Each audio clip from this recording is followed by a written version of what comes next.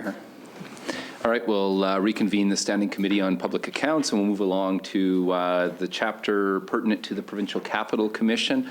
At this time, it's my pleasure to welcome Board Chair of the PCC, Greg Miller, to the table, as well as CEO Monique Goffinett-Miller.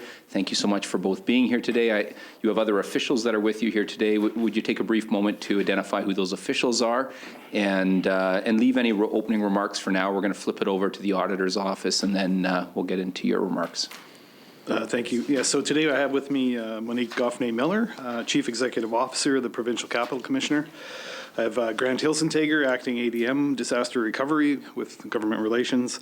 Patrick Holthard, Director of Stewardship and Operations with Provincial Capital Commission.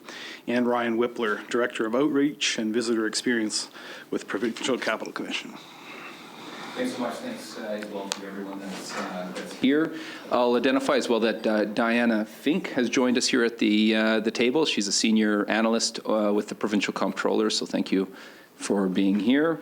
And I will table PAC 10928, the Provincial Capital Commission status update dated February 26th, 2020. And thank you for the work that went into preparing that and supplying that to the committee. At this point, I'll turn it over to the Provincial Auditor's Office for their presentation of their chapter. We'll go from there. Thank you very much, Chair, members and officials. With me this morning is Ms. Tara Clement. Tara led the work that's brought before us on this agenda item, and Ms. Kim Lowe is also joining us. She's our PAC coordinator. One chapter, Ms. Clement's going to make the presentation. Before I do that, I just wanted to say thank you very much for the cooperation, excellent cooperation really extended to our office during the course of this work. So with that, I'll turn it over to Ms. Clement to present. Chapter 10 of our 2019 report, Volume 2, starts on page 67 and is the results of our annual integrated audit of the Provincial Capital Commission for 2018-19 fiscal year. In our opinion, for the year ended March 31st, 2019, the Provincial Capital Commission had reliable financial statements. It had effective rules and procedures to safeguard public resources and complied with the Provincial Capital Commission Act and associated authorities, other than the matters related to the approval of major developments in Wascana Centre. Wascana Centre is comprised of 2,300 acres of land extending from downtown Regina to the outskirts of the city. The Provincial Capital Commission Act gives the Commission the authority to review and approve major development projects like new buildings in Wascana Centre. The Act places the onus on the Commission's board to make sure major developments in Wascana Centre are consistent with the master plan.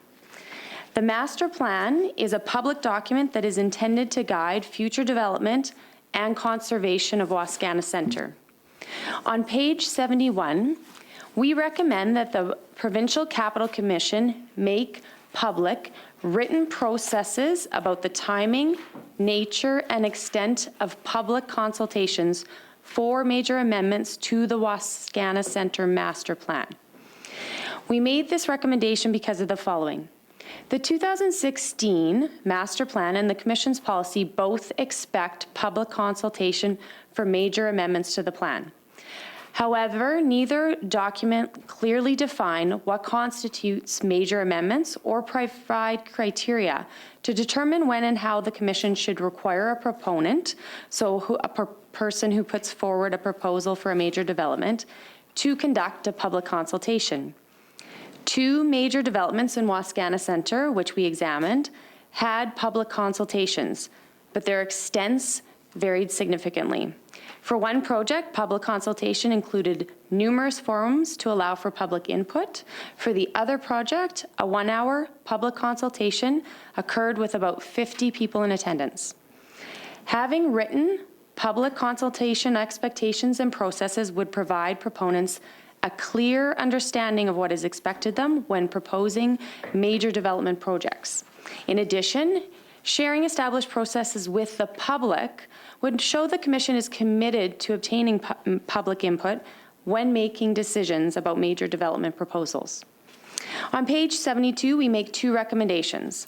We recommend the Provincial Capital Commission publish, using clear language, its design review process for major developments in Wascana Centre. We also recommended that the Provincial Capital Commission keep the public informed about the status of each proposed and approved major development in Wascana Centre until its completion. We made these recommendations because of the following. The Commission did not give the public sufficiently understandable information about its review and approval procedures for major development projects in Wascana Centre, or clear information about the status of each project, so the stage in which each project was in the review process. The Commission shared a step-by-step outline with the proponents of the 2 recent major development projects. Its communications with the proponents sufficiently reinforce steps completed and steps remaining. However, the Commission gave the public limited information about its processes to review and approve major projects and the status of the projects. The information available to the public was primarily the 2016 master plan and responses to media requests. We found the description of the review process in the master plan somewhat technical, unclear, compared to the Commission's clear and understandable step-by-step outline. Not making adequate information available to the public about required steps and procedures for major developments can lead to confusion and misunderstanding. A set of well-defined, accessible, and understandable steps and procedures would promote awareness and understanding by potential proponents and the public. In addition, keeping the public informed about the status of each proposed major development would help them better understand the project's status and their opportunities to provide input. On page 73, we recommend the Provincial Capital Commission clearly document in its board minutes how major improvements and developments it approves conform to the Wascana Centre Master Plan. We made this recommendation because of the following. The board did not always receive, as required by law, formal recommendations from the Architectural Advisory Committee at the conceptual design stage before approving the proposed concept design, or document how it confirmed that the proposed design was consistent with the master plan before granting approval. For each of the 2 major development projects we examined, the board approved the conceptual design without receiving a formal recommendation from the Architectural Advisory Committee that the project was consistent with the master plan. The board agenda packages and minutes related to each board decision item to approve the project at the conceptual design stage did not contain any formal recommendation from the committee. Also, for one of the major development projects tested, the board approved the new building design despite it non-conforming with the master plan. This means the board knew the project did not conform to the plan when it approved it at the conceptual design stage. Without clear documentation as to how proposed new buildings and improvements conform to the new master plan, the Commission cannot show that it complied with the Provincial Capital Commission Act.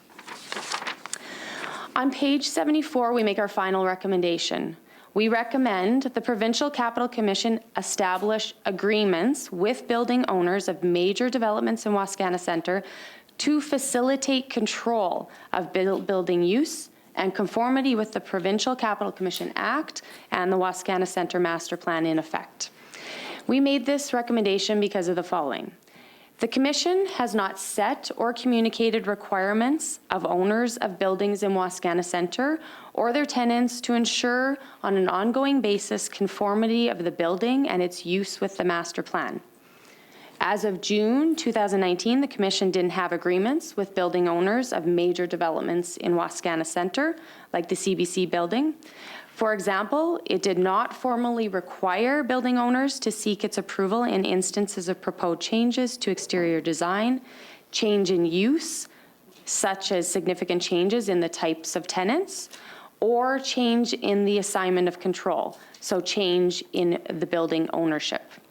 Furthermore, the Commission does not request or maintain copies of lease agreements between landowners and their tenants to determine whether provisions of these agreements are consistent with the Act or the Master Plan. Without having a formal mechanism to approve key changes to major buildings in Wascana Centre and tenants thereof, the Commission doesn't have a mechanism to ensure conformity of these buildings and their use with the 5 purposes outlined in the master plan. Agreements provide a basis for common understanding and monitoring of performance. They also provide an opportunity to outline consequences of non-compliance. This concludes my presentation. Thank you for the presentation and the work on this front. I'll turn it over now to the PCC for a brief response, and then we'll open it up for questions. Thank you. I'm pleased to be here today to have this opportunity to speak to Volume 2 of the 2019 report.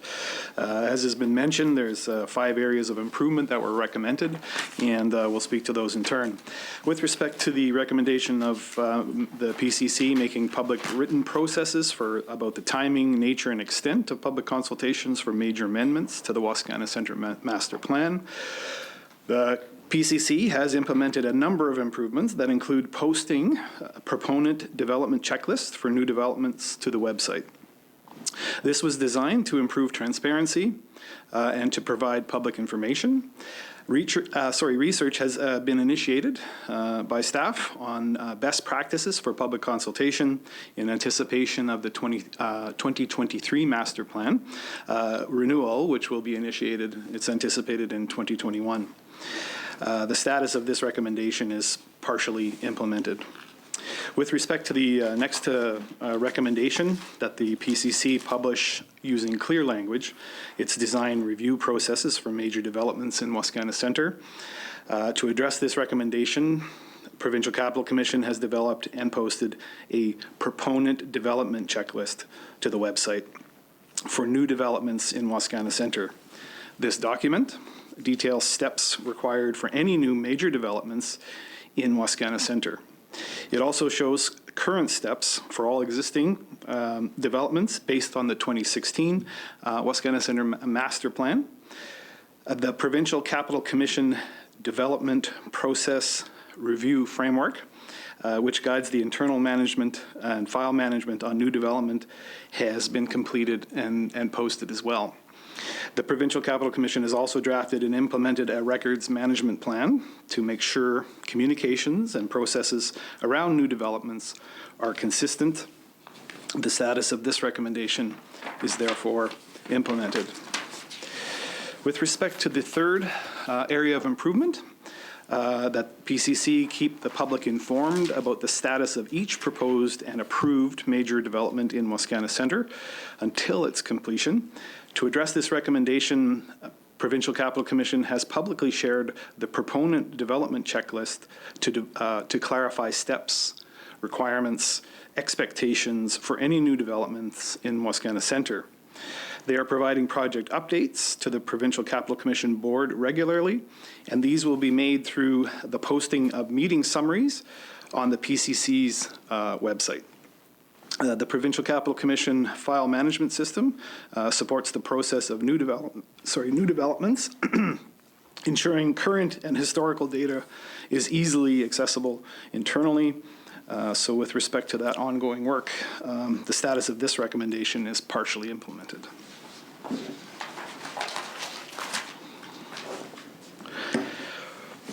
With regard to recommendation number 4, that PCC clearly document its board minutes, how major improvements and developments it approves conform with the Wascana Centre Master Plan. PCC has created a communications plan to maximize transparency. They have posted the Provincial Capital Commission website, this to the website.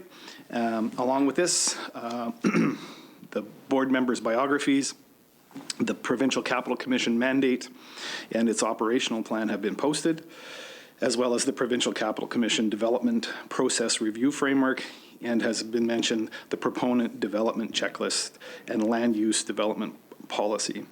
There is a feedback option that's been attached to the website, and a board meeting summary document will also be available, or is available after each meeting. The status of this recommendation is implemented. Finally, with respect to the fifth area of improvement, that PCC establish agreement with building owners of major developments in Wascana Centre to facilitate control and use conformity with the PCC Act and the Wascana Centre Master Plan. In effect, the Provincial Capital Commission is currently researching best practices for sublease and tenant agreements, and the status of this recommendation is partially implemented. So in summary, the Provincial Capital Commission is fully implementing the recommendations of the provincial auditor. This is being done through a careful review of existing processes and the development of new, more transparent processes by continuing to align to the Wascana Centre Master Plan. This concludes my remarks, and I'm glad to take questions. Okay, we'll open it up for questions. Committee members, Ms. Mowat. Thank you, and thank you for taking the time to provide the status update as well. It's certainly useful for us as committee members when we're getting ready to know what actions have been taken since the provincial auditor's report has come out. I think we'll start on page 69. In section 4.1, well-defined processes for public consultation on major developments needed, which goes on to page 70. Here, the provincial auditor notes the Commission has not yet established expectations and processes for public consultation it expects proponents to undertake for major developments in Wascana Centre. Public feedback helps the proponent and the Commission better understand the aspirations, interests, wishes, and proposals from various stakeholders before making decisions about proposed major development projects. So a key concern that the auditor brings forward relates to the lack of consultation around deviations from the master plan. And the PCC indicates that moving forward, they will conform to best practice for consultation in their new master plan, which will begin development in 2021. Considering the Brant project was still in the very early stages, can you explain why it was determined acceptable to PCC to move forward with the project without additional consultations?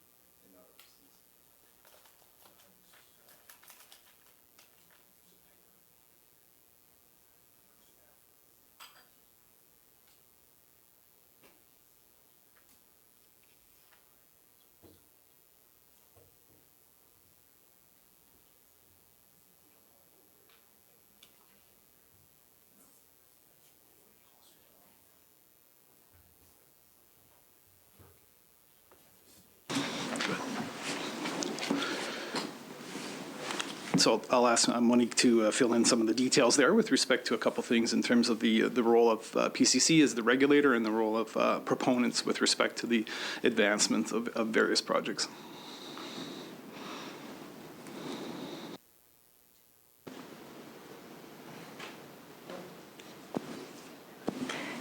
Thank you, Mr. Chair, for the question from Ms. Mowat. If I can answer it through the chair to Ms. Mowat.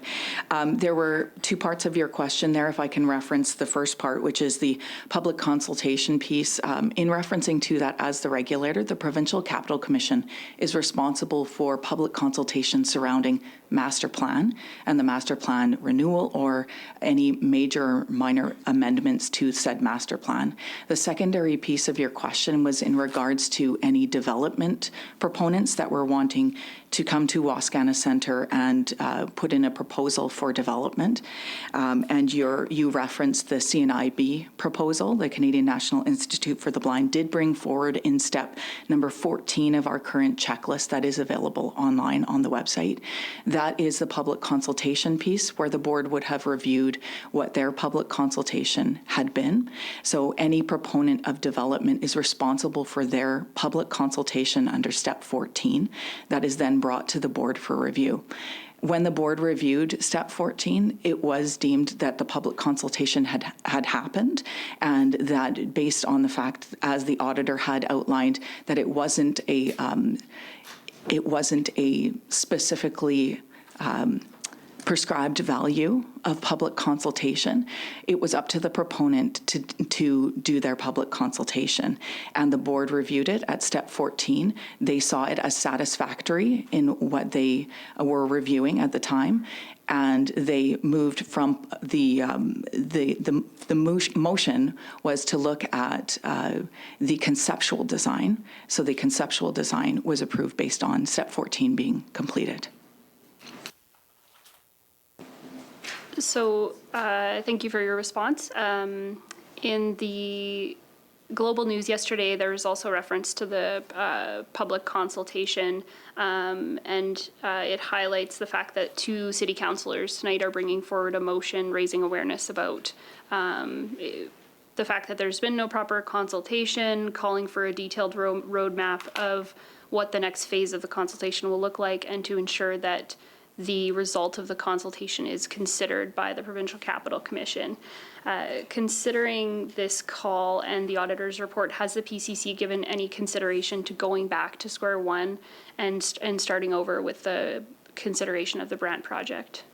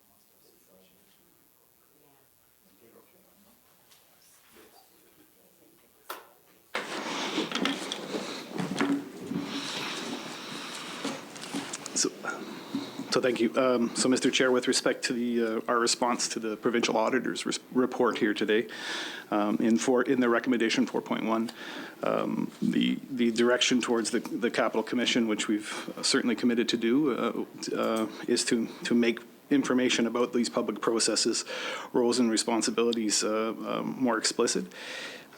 We will be working on regulations to update the notion of public consultation, best practices around that. With respect to the specific commentary to the recent newspaper articles, I think within the scope of the response to the auditor here, the Provincial Capital Commission has and remains committed to making these improvements with respect to the process that has been cited by the auditor in terms of needing improvement, and that's the work that officials within the Capital Commission are working on right now.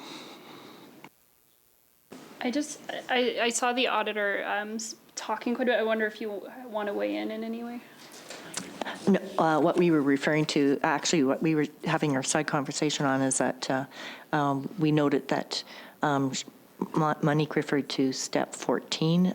At the time of the audit, it was based on 19 steps, and so we were at step 12 of 19. I think you've moved to a 21-step on your website, and so we've got a difference on numbers on that, and that's all we were clarifying here. Thank you. What changes are anticipated in the new master plan?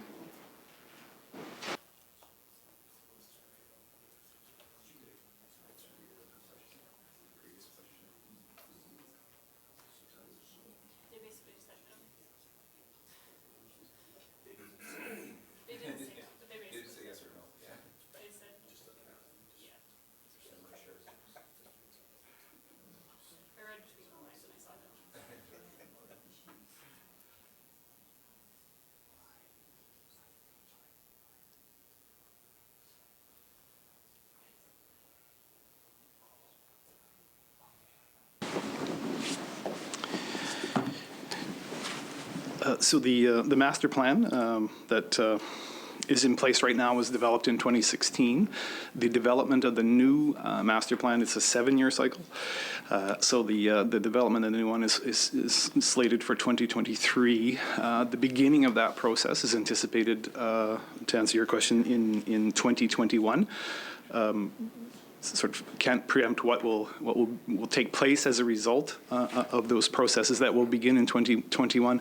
However, I again can reassure the committee that with respect to the practices associated with having those engagements for the master plan development, and this is complex, and perhaps I'll get Monique to comment on a little bit how the master plan then serves as that grounding and pillaring of all future development. So maybe, Monique, you could add something there. Absolutely. Thank you, Mr. Chair. Again, to Ms. Mowat, your question surrounding the master plan and a question of what would be changing. As the Deputy Minister and our Chair has mentioned, in 2021, public consultation would begin on the master plan. We would not preemptively state any or approve anything or be bringing anything forward on that. So what I would say is that through public consultation, we'd be able to identify the Master Plan 2016, if there were any requirements of changes that would go through a full public consultation process. As to what again, the Deputy Minister, who stands as our chair with the Provincial Capital Commission, mentioned is that the proposal of the 2023 master plan, if there were any additions or any amendments or anything like that, they would go through the public consultation processes that are right now through our officials being worked on through best practice research. We're identifying what those public consultation processes should look like and are committing through our reply to the audit today that those processes would be reviewed, vetted, brought to the board, and as well publicly be made available for people to understand, as we have made available publicly our checklists, as well as a board summary document in efforts for transparency improvements. So at this point, you wouldn't be able to indicate whether you're anticipating significant deviation from the principles that guide the existing master plan?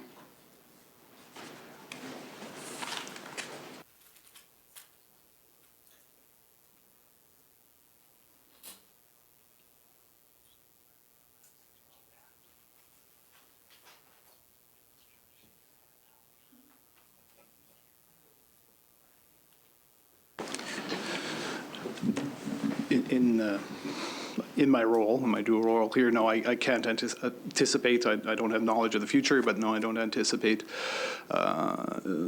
deviations. However, if you trust the process and this engagement, we look to the advice of the auditor to make sure that there's a fulsome, well-researched process to establish the new master plan in 2023, and that captures the intention of stakeholders, partners, and interested parties and the public as well. That's something that certainly we've recognized as a strong recommendation from the auditor and completely agree with. I will move to page 73, where the auditor notes for each of the 2 major development projects we examined, the board approved the conceptual design without receiving a formal recommendation from the Architectural Advisory Committee that the project was consistent with the master plan. We found the board agenda packages and minutes related to each board decision to approve the project at the conceptual design stage did not contain any formal recommendation from the committee. So considering the board didn't consider the recommendation from the Architectural Advisory Committee because they didn't receive a formal recommendation, I'm wondering how the term formal recommendation was defined.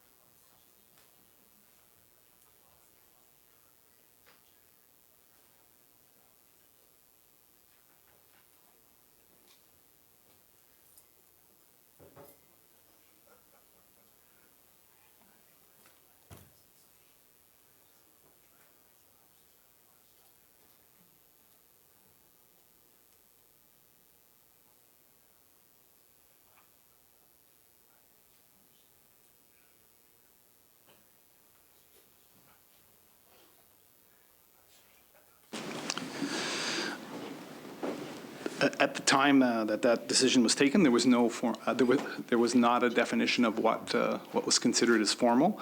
And I'll ask Monique to talk about in the current process and the process that we've adopted and are working on going forward, the process that's available online, how that's being addressed.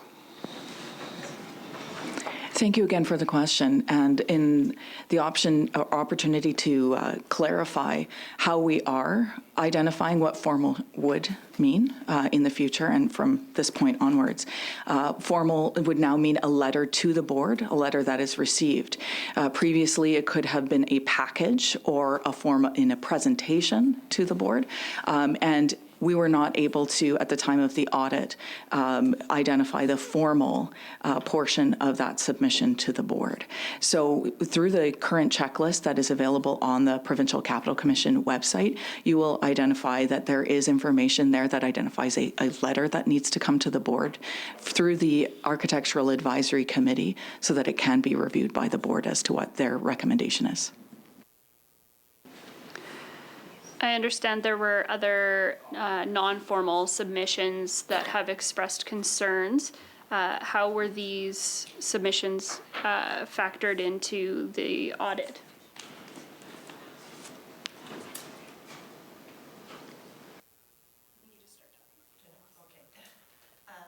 Thank you for the question.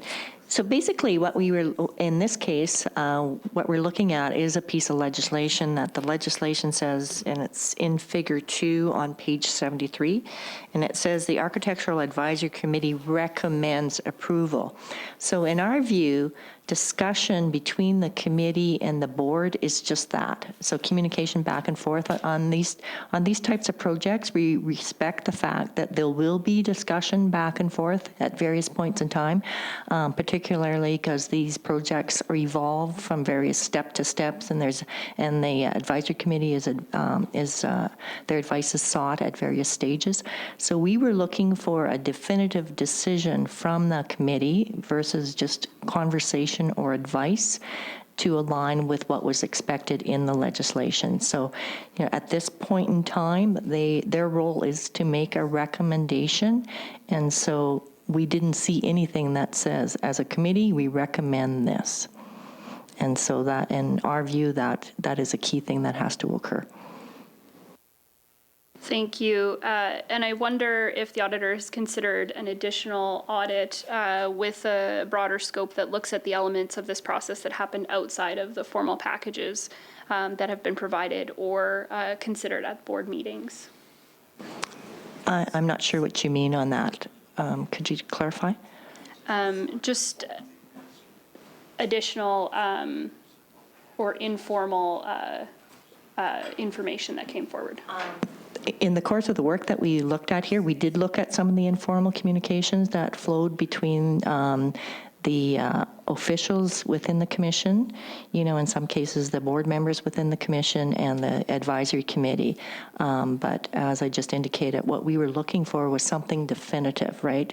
For the committee to speak as a whole, to make a recommendation as a whole, as opposed to informal conversations on views. On page 74, under formal requirements with owners of buildings in Wascana Center needed, there's a couple of paragraphs that I want to draw the committee's attention to. Starting with under the Provincial Capital Commission Act, the Commission may control the use of land in Wascana Center in accordance with the master plan. Under its land use and development policy, the Commission, upon major project completion and prior to occupancy, is to establish agreements with the building owners detailing operating procedures, operational and maintenance requirements, tenant approvals, and levels of service contracts. And then as of June 2019, the Commission did not have any agreements with building owners of major developments in Wascana Center over the areas contemplated in its land use and development policy or bylaws. Does the Commission have any agreements with building owners per the requirements in the land use and development policy for either Connexus or the Brand Building?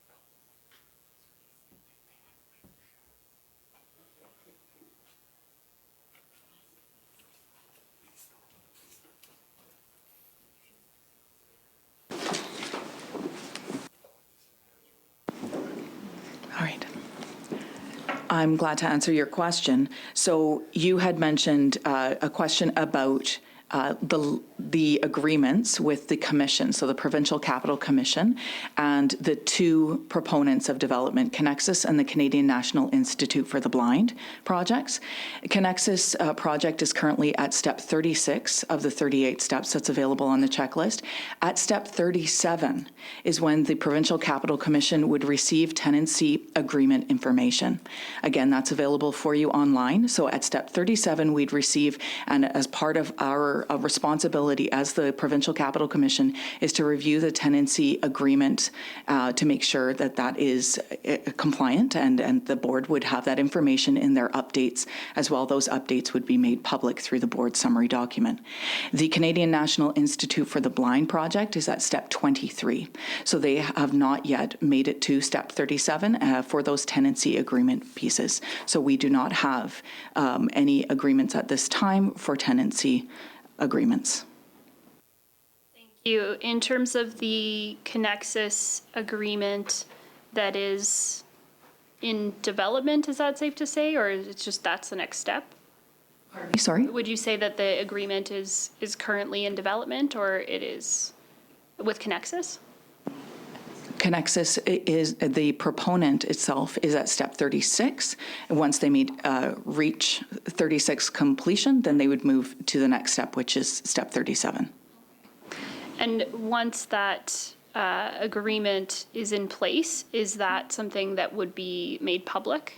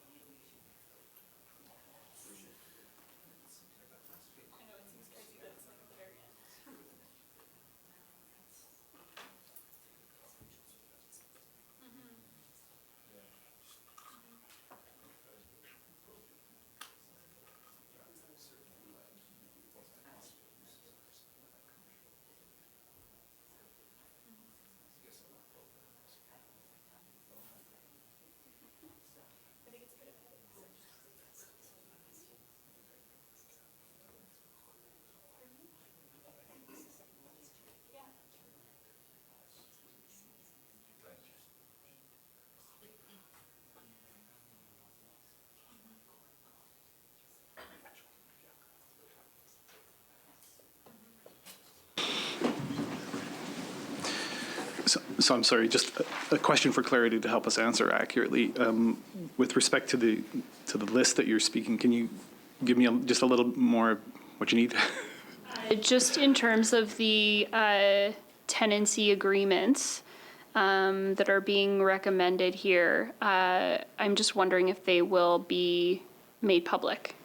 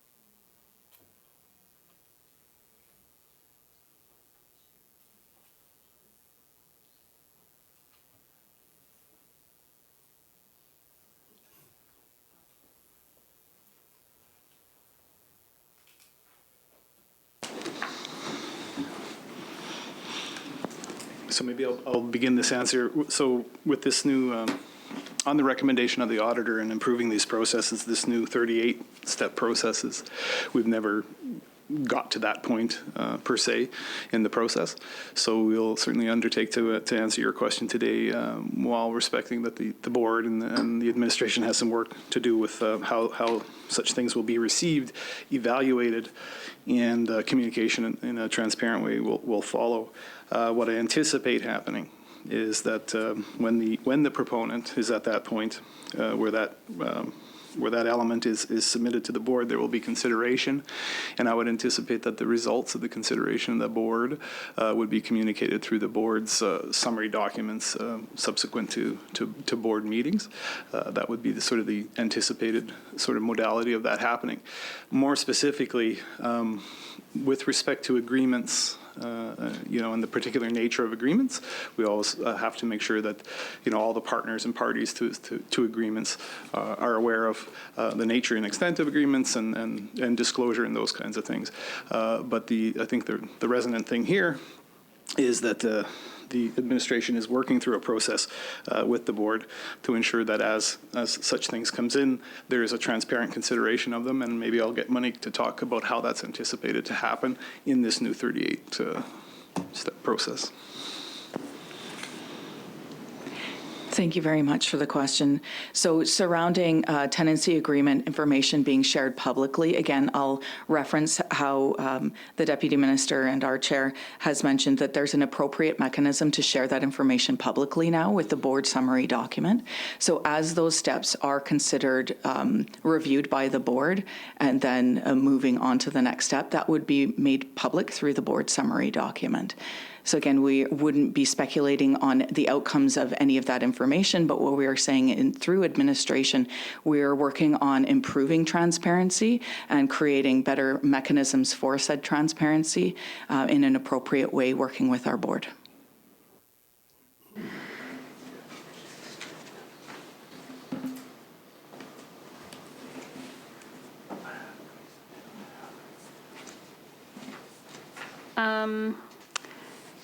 In terms of the provincial auditor goes on to say in the fifth recommendation that the Provincial Capital Commission establish agreements with building owners of major developments in Wascana Centre to facilitate control of building use and conformity with the Provincial Capital Commission Act and the Wascana Centre Master Plan in effect. Would striking the agreement with the building owners as recommended by the auditor be the first step? And would the agreement be with Brandt if so?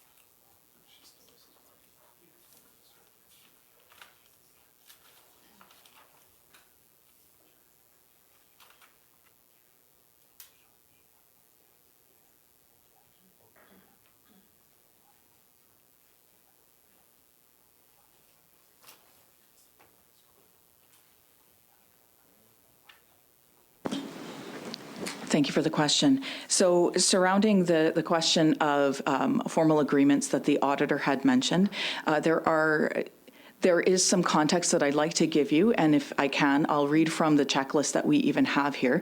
But previous to that, I'll just explain that there are agreements with the landowner. The Provincial Capital Commission, what we're talking about here today is the Provincial Capital Commission's responsibility as the regulator. So in reading step number 6, we have something that's called a statement of intent that's required of any development proponent. And as part of statement of intent, if I can just read directly from the checklist, and again, that is available on the Provincial Capital Commission website for the public and for yourself. But number 6 is the proponent to submit a statement of intent document will follow criteria to the PCC administration, again, PCC being the Provincial Capital Commission. 6.1, it must say a statement of intent and description of ownership structure. So that would be in the letter of intent. 6.2, statement of alignment with the master plan and with the mandate. 6.3, preferred project timetable. 6.4, concept drawing of the structure and landscape plan with estimated dimensions. 6.5, planned use and estimated occupancy levels.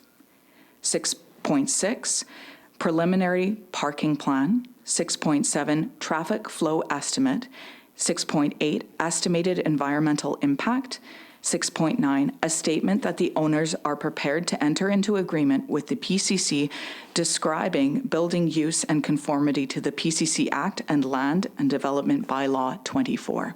So that is our current checklist that is available online, and that's the Provincial Capital Commission website. The expectation of any proponents that are coming forward for development within Wascana Centre, based on the requirement of the letter of intent within the Master Plan 2016 that advises what this step should look like. Based on the concept that the PCC is assessing best practices as examples of sublease and tenant agreements to ensure conformity with the master plan, what level of control over an agreement like this would the PCC have over conformity of buildings moving forward?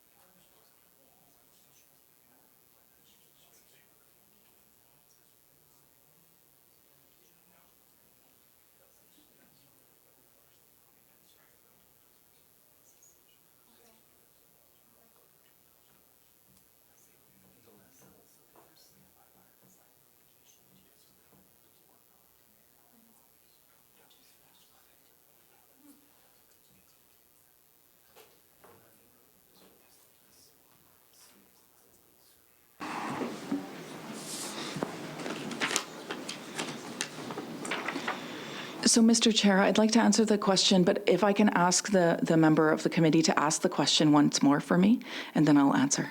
Sure. I think it was something like, what level of control does the PCC, does this provide to the PCC over conformity to the master plan? So the Provincial Capital Commission at the board level, through the checklist that you can see online, does have a very clear and outlined expectation of what the steps of any development proponent would be, the proponent of development would have to go through. In that, it also identifies where the board would be reviewing any of the steps for compliance itself. The compliance, of course, would be based off of the Master Plan 2016. So the board has the authority to review that for in compliance throughout the checklist itself. What does this mean in terms of approval of tenants? Thank you. So the clarity around the tenancy and the tenancy agreement. So at step 37, I will say that's a bit of a different question in regards to just the tenancy itself. The board has the ability to look at tenancy for compliance, and I would say we're here to talk to the auditor's recommendations, the 5 recommendations that were brought forward. In that, the 5th recommendation is to look at those agreements themselves and have formal agreements. And I can say that our administration is actioning that right now on, again, the words that you referenced before, the best practice research that we are doing, but we are absolutely committed to that in the next year. What have you been finding so far in that research?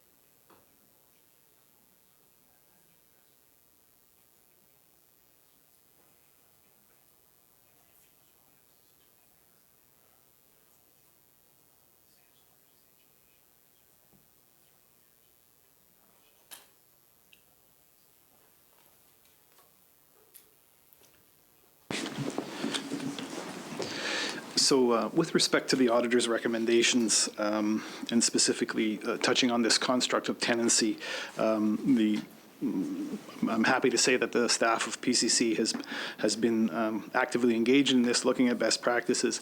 The more fulsome checklist, this 38-step checklist, which has many sub-bullets to those points, has been expanded. The construct of tenancy is addressed several times throughout the document, and has been, as it has been said, is posted.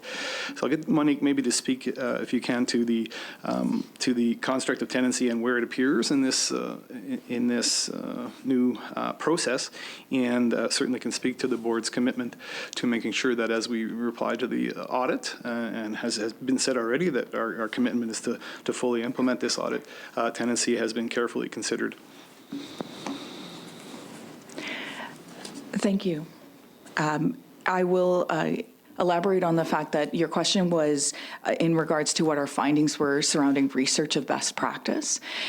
What we have identified is that, as the Deputy Minister mentioned, that there has been a checklist that has been created for the reason of improving our mechanism of finding those appropriate times to do those reviews, as well to how we can formalize those reviews so that we have it even in our records management that we spoke to in a reply to the audit itself, to improve making sure that we have those internal formal documents so that we know and we can has the administration inform our board that certain standards have been upheld, best practice has been followed, and here is the proof in which we can be audited by.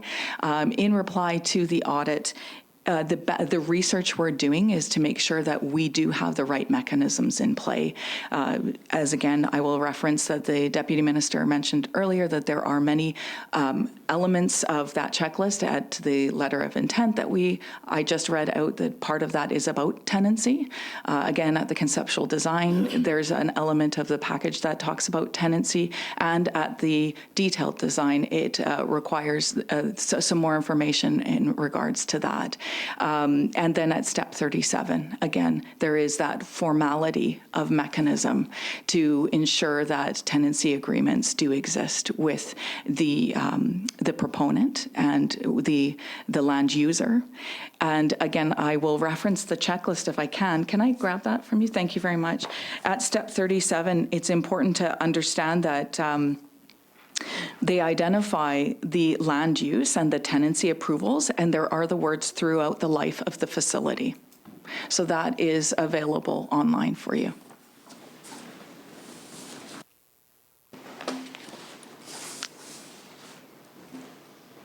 I think that concludes my questions for right now, Mr. Chair. Any other questions from committee members at this point on this project? Just seeking a little clarity. The one question early on is maybe your first or second question. I'm not sure if there was an answer, a yes or a no. I think it was in light of the consultation and some of the concerns with respect to the Brant project, and a question that related to whether or not there was the intention of the PCC to take it back to the starting point, to take it through the process. I think the auditors laid out challenges with the current sets of processes that were in place. And so I just wanted to hear whether or not there's a plan or an intent by the PCC to take that project, if they desire, to pursue, to go back to the starting point and come through with the improved processes that are spoken to today.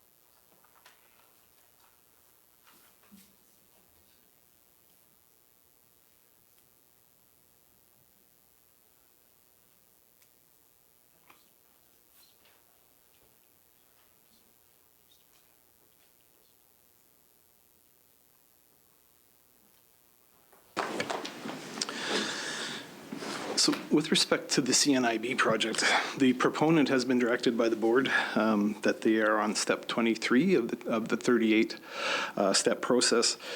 That newly documented and detailed process was engendered as a result of the staff of the PCC and the PCC board consideration of the auditor's recommendation. So that's where the proponent has been directed.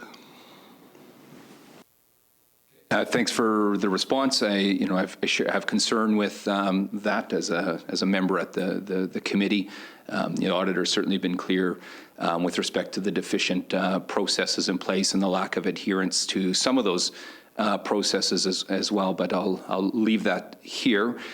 We will take, certainly, or I will take that up, I think, in our respective ways with the minister and not with those that have been tasked in that place. Any other questions from committee members at this point? Not seeing any. Do we want to, these recommendations, oh, sorry, Ms. Mowat. Sorry, Mr. Chair, considering the auditor's report and the discussion that we've had here today, I would like to move to add a recommendation for consideration at this table. So motion, if we're looking at when we get it written down, right? Oh, you have, So it's that this Public Accounts Committee recommends that the Government of Saskatchewan reject the proposed Brant Building in Wascana Park and restart the process from the beginning.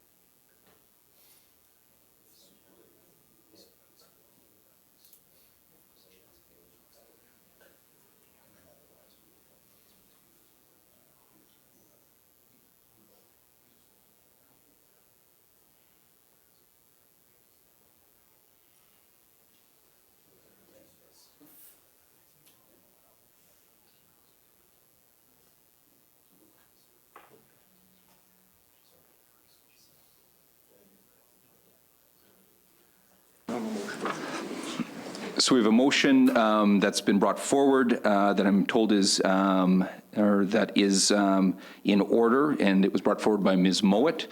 And that recommendation is that the Public Accounts Committee recommends the Government of Saskatchewan reject the proposed Brant Building in Wascana Park and restart the process from the beginning. I can open it up for any debate on the matter, or we can get into voting. Mr. D'Outremont. Thank you very much. I think there is a misconception here with that motion. It talks about the Brant Building. I don't know of any Brant Building proposal. There is a proposal from the Canadian National Institute for the Blind. So I don't know how you could restart the Brant Building when there's no proposal from Brant for a building. Rather, there is a proposal from the Canadian National Institute for the Blind. So I would submit that that motion is out of order. Ms. Mowat?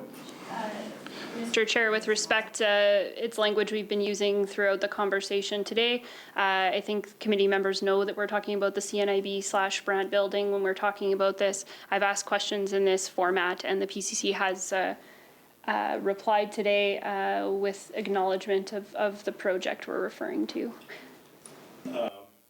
The Deputy Minister and officials never once referred to the Brant Building. They continually referred to the Canadian National Institute for the Blind proposal. So while you have used the term Brant Building, nobody else has.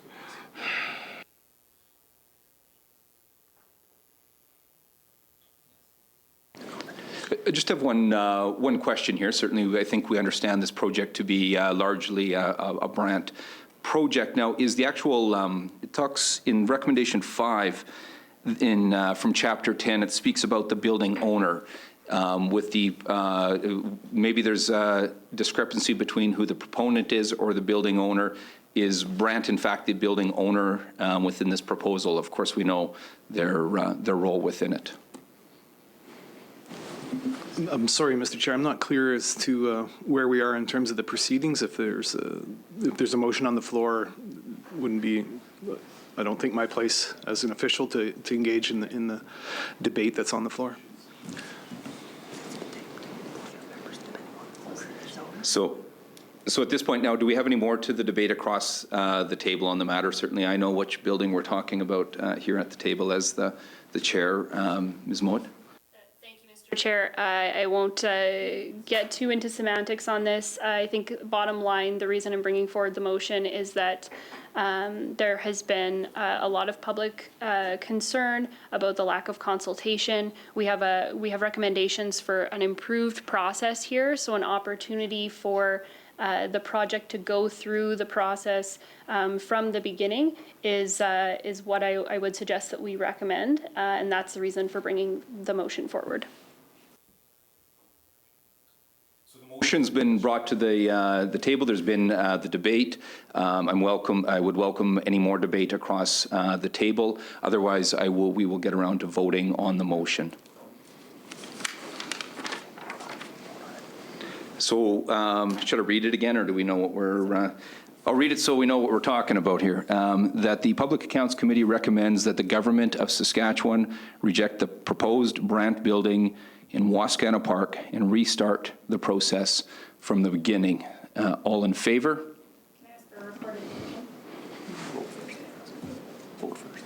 Can ask for that after we vote. All in favor? Speak up, yeah.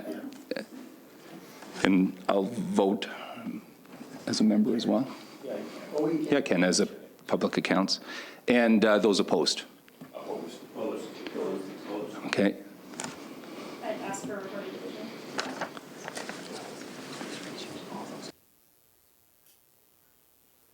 All those in favor, please raise your hands and say aye. Aye. Aye. All those opposed, raise your hands and say nay. Nay. 6. The motion is defeated 6-2.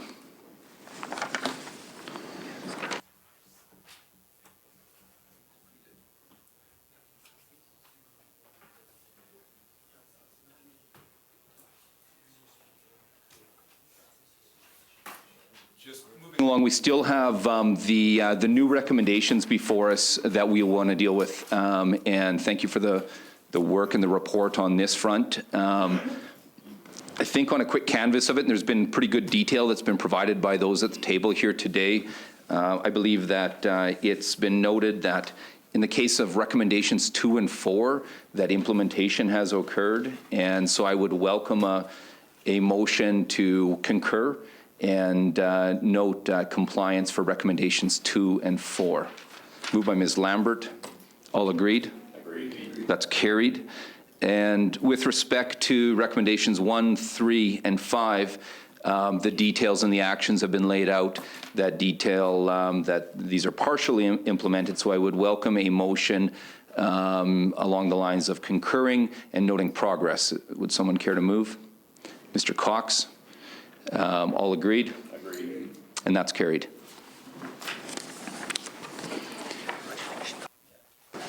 So I think that's got what we need to vote on and deal with here today. What I want to say is thank you very much to the board chair, to the CEO for their time here today, as well as the rest of the officials. I would open it up as well if either of you had a final parting remark. Thank you, Mr. Chair. I would just echo your comments to the officials, to the CEO and to the officials behind me for their work. And finally, comment to the auditor. Thank you for the recommendations. We look forward as a commission to delivering on your recommendations, and we'll look forward to being back in the future to get more of these ticked off as we work through the process. I appreciate it. Thank you. Thank you very much. With that being said, we'll take a very brief recess and then turn our attention to the Ministry of Executive Council.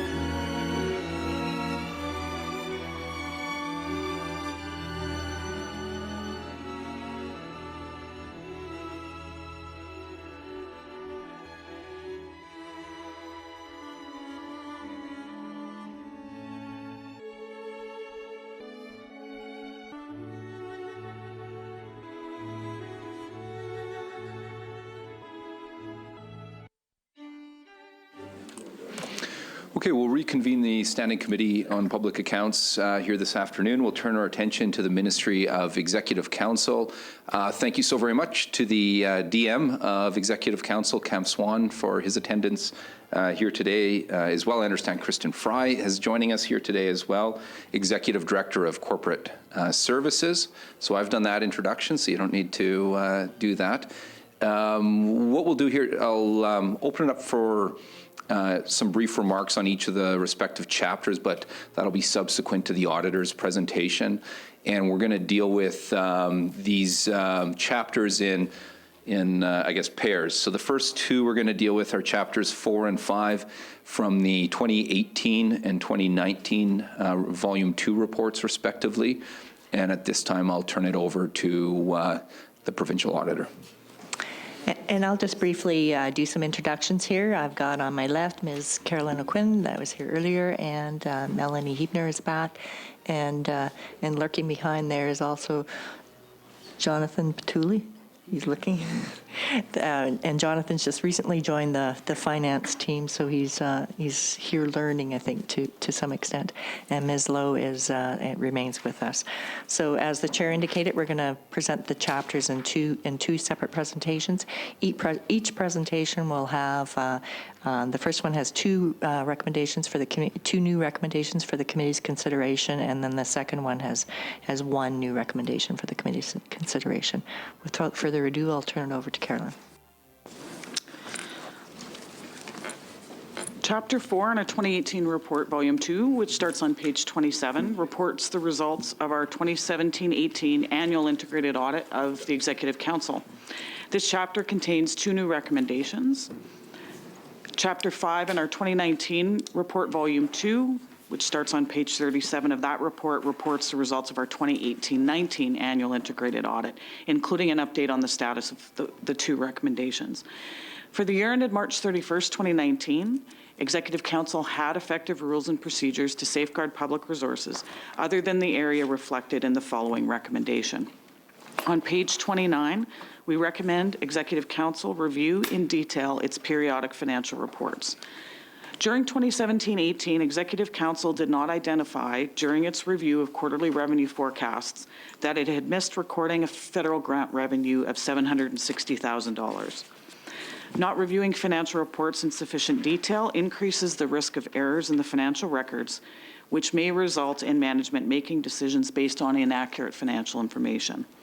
As reported in Chapter 5 of our 2019 report, Volume 2, Executive Council had fully implemented this recommendation in 2018-19.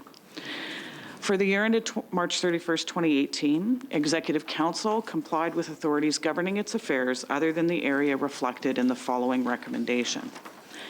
On page 30, we recommend Executive Council work with the Board of Internal Economy to remunerate legislative secretaries at rates consistent with Board of Internal Economy approved rates.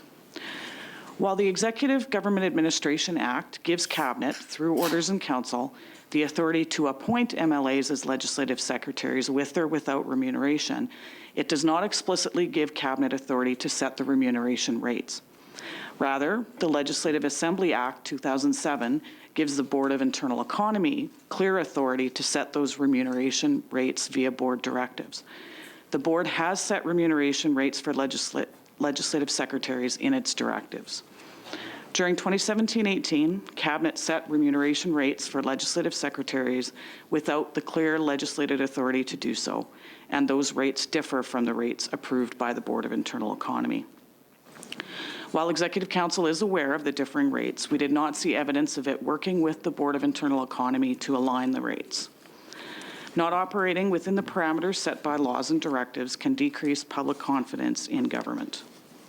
As reported in Chapter 5 of our 2019 report, Volume 2, Executive Council had not yet implemented this recommendation and continued to use rates different from those set by the Board of Internal Economy to pay legislative secretaries. That concludes my overview of these two chapters.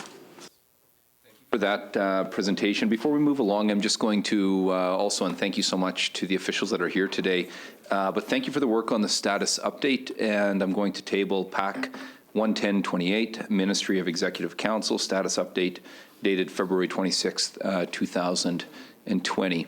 And at this point in time, I'd turn it over to the Deputy Minister of Executive Council for brief remarks, and then we can open it up for questions. Sorry, thank you for the opportunity to be here, and thank you for the report and the opening here.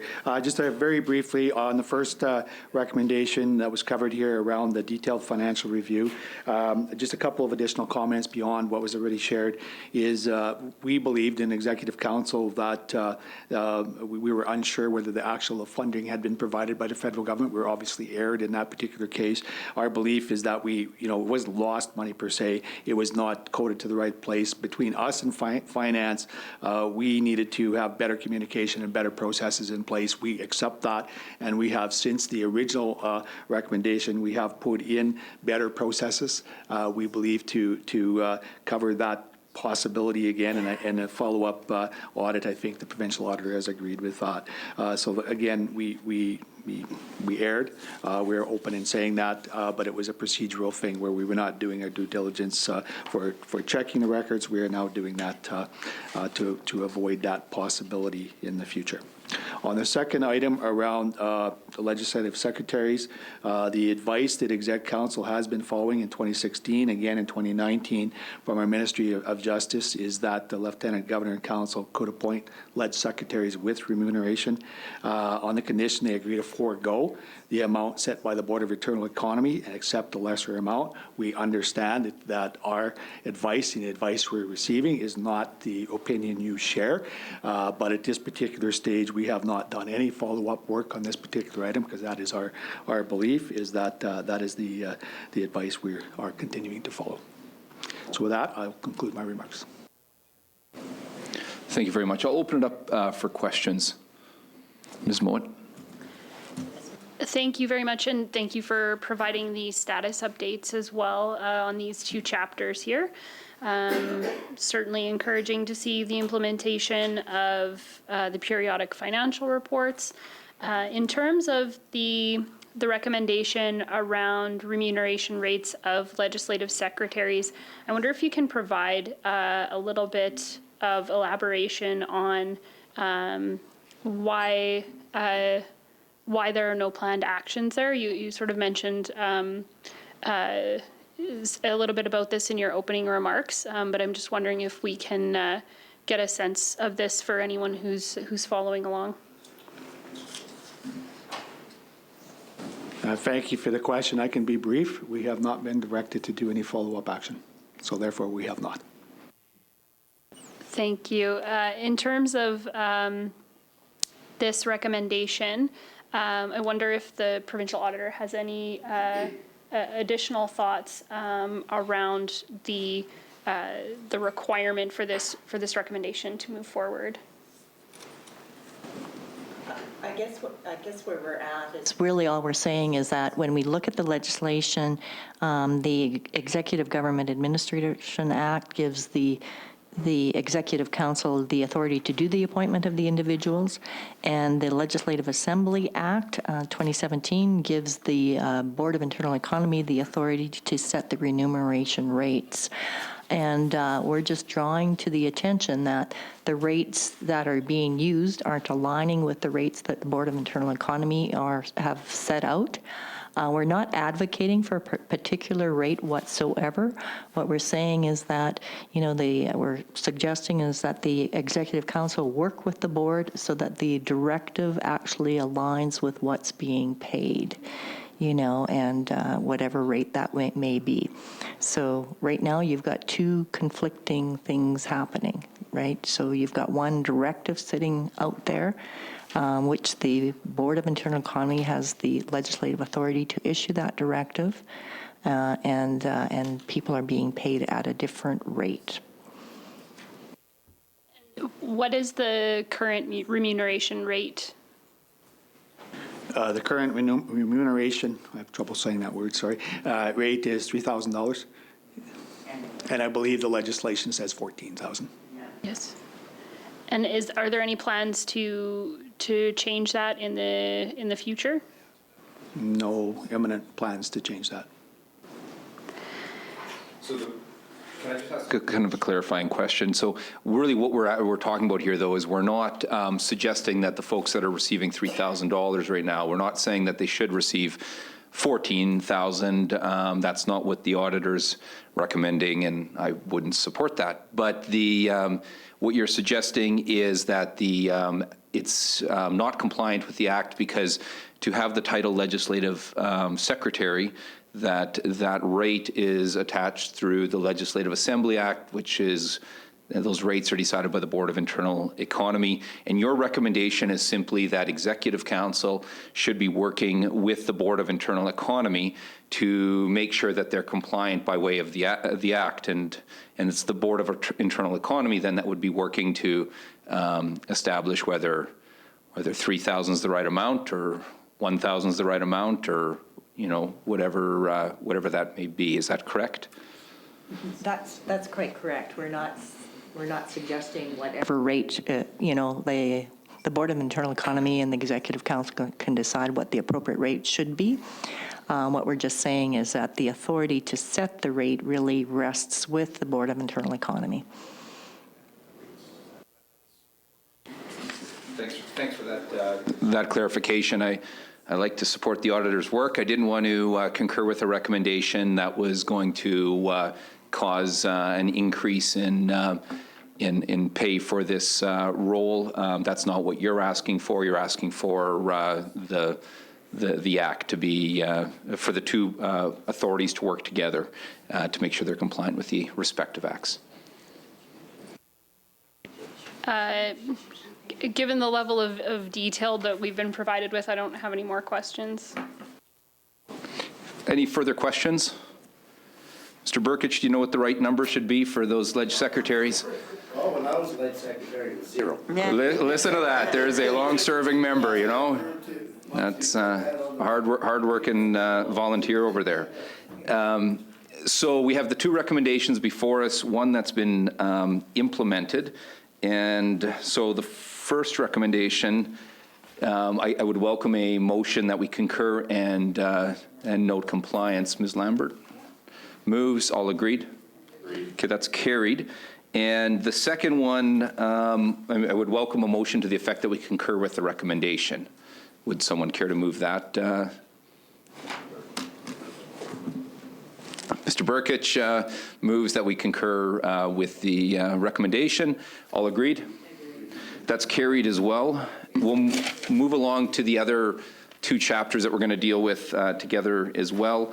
That'd be from the 2019 report, Volume 1, Chapter 13.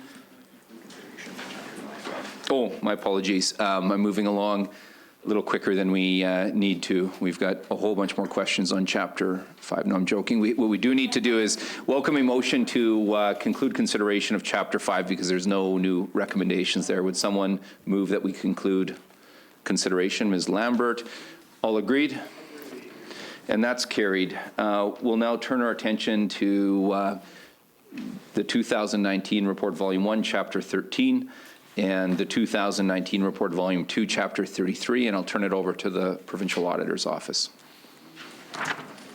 Thank you. Chapter 13 in our 2019 report, Volume 1, which starts on page 207, reports the results of our study of processes that selected government agencies used to make sure communications to the public about government programs and services are nonpartisan.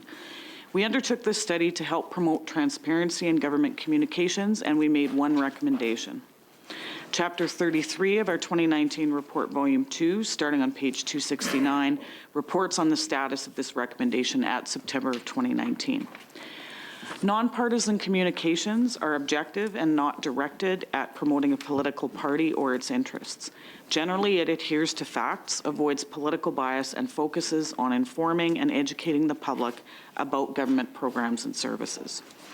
On page 210, we recommend the Government of Saskatchewan make public its criteria for what constitutes nonpartisan communications about government programs and services. We found, while the government agencies we studied had a general understanding of what constitutes nonpartisan communications, the Government of Saskatchewan did not have a centralized policy or guidance to help its agencies make sure their communications are nonpartisan. We noted that the federal government and some provincial governments provide such guidance. Publishing such guidance increases transparency, can build public confidence that communications remain neutral, and can be used to educate government officials involved in external communications. As reported in Chapter 33 of our 2019 report, Volume 1, by September of 2019, the government published its policy for nonpartisan communications on its website, including criteria for what constitutes nonpartisan communication. That concludes my remarks on this chapter. Thank you very much for the presentation, the focus of that work. I'll turn it over to the Deputy Minister for brief remarks, and then we'll open it up. Sure, thank you. And just very, very briefly to add on the comments on the status update, a policy to ensure clarity and best practices regarding nonpartisan communications in government was indeed developed following the provincial auditor's study back in March of 2019.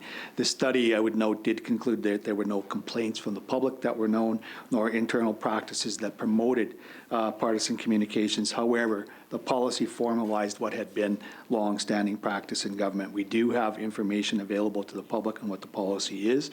We think it's fairly clear, and I'm open to any questions that may be around this topic. I'll open it up to committee members for questions. Ms. Mowat? Thank you. I'll start on page 208 of Chapter 13. There is figure number 2, third-party advertising expenses. It seems that there's a trend line that's going down from 2013-14 to 2017-18. It started at an expense of $31 million, and by 2017-2018 was at $18.8 million. Do we know what this figure was for 2018-19?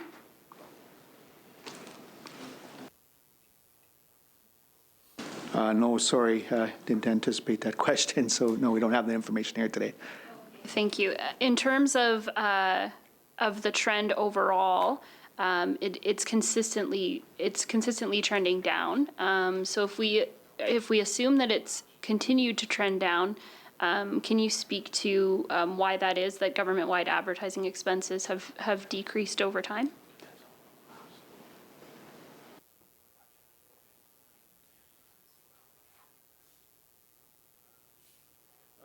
I'll try to answer your question. I'm not sure I'm best positioned to give you the full answer on this, but I'll do my best to attempt. I believe that the mediums, the modes of communication have evolved over time as well, and sometimes you can reach audiences due to technology that you could not in the past. Sometimes that costs less money than in the past. There's probably a whole pile of other variables in this that I'm not aware of, but I would think that would be sort of a broad trend that would drive to more efficient communication, at least from a dollars and cents perspective. So. Thank you. That's certainly something I was considering in terms of cost of services decreasing. Is there also an increase of more in-house capacity as well?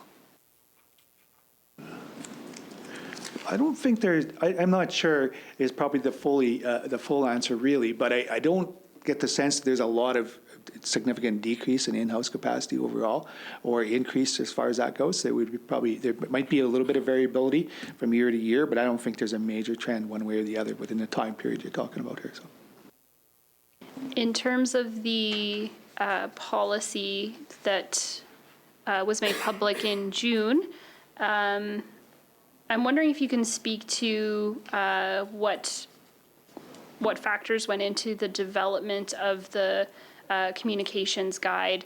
Was there consideration of what other jurisdictions are doing, and what criteria were most important in developing the policy? I would say there's a couple of main items we looked at in developing the policy. One is actually formalizing the practice we had in place all along, where we do provide guidance and have provided guidance for our communication staff in particular to understand the difference between partisan and nonpartisan. So, I mean, communication of government business is communication of government business. There's different governments that are given direction on that, but the partisan piece is something different, and that's around promoting a particular party party or that's a particular position of a party. And that was one of the factors we looked at. Were we clear in that guidance? We believe we were, but this was formalizing it. We did look at other jurisdictions to see what they have in the way of a policy around this. There was some guidance we were able to get from other jurisdictions. They, in particular around procurement policy, they seem to have clearer pieces. Some jurisdictions we couldn't tell had anything that was publicly available, and some had some fairly direct, concrete pieces. So yeah, we did our research, I would say. Those were the factors. Thank you. In terms of the policy development, was it mostly a formalization of informal policies that are that were already in place, or were there any substantial changes that you would note? No substantial changes that I would note, because we hadn't really sensed that there were any real problems with the current practices, but it was really just around formalizing it and making sure people were clear. And I would say the other piece that I think, moving forward makes it important to have clear policies maybe written down is that we have turnover in staff as well. So as people come on and there's new staff looking at things, they may have different interpretations. We just want to make sure that we're clear on it.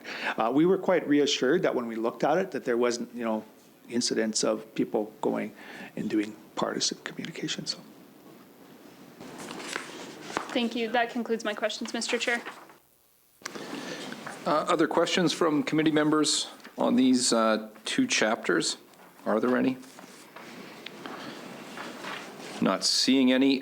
We have the one new recommendation from Chapter 13, which I understand has been implemented as reported to us here today. I'd welcome a motion that we concur and note compliance, moved by Mr. Buckingham. All in favor? Aye. That's carried. Okay. Right. And there's no new recommendation in Chapter 33, but I would welcome a motion that we conclude consideration of Chapter 33 from the Volume 2 report. Moved by Mr. D'Outremont. All in favor?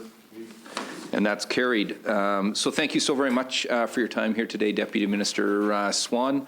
And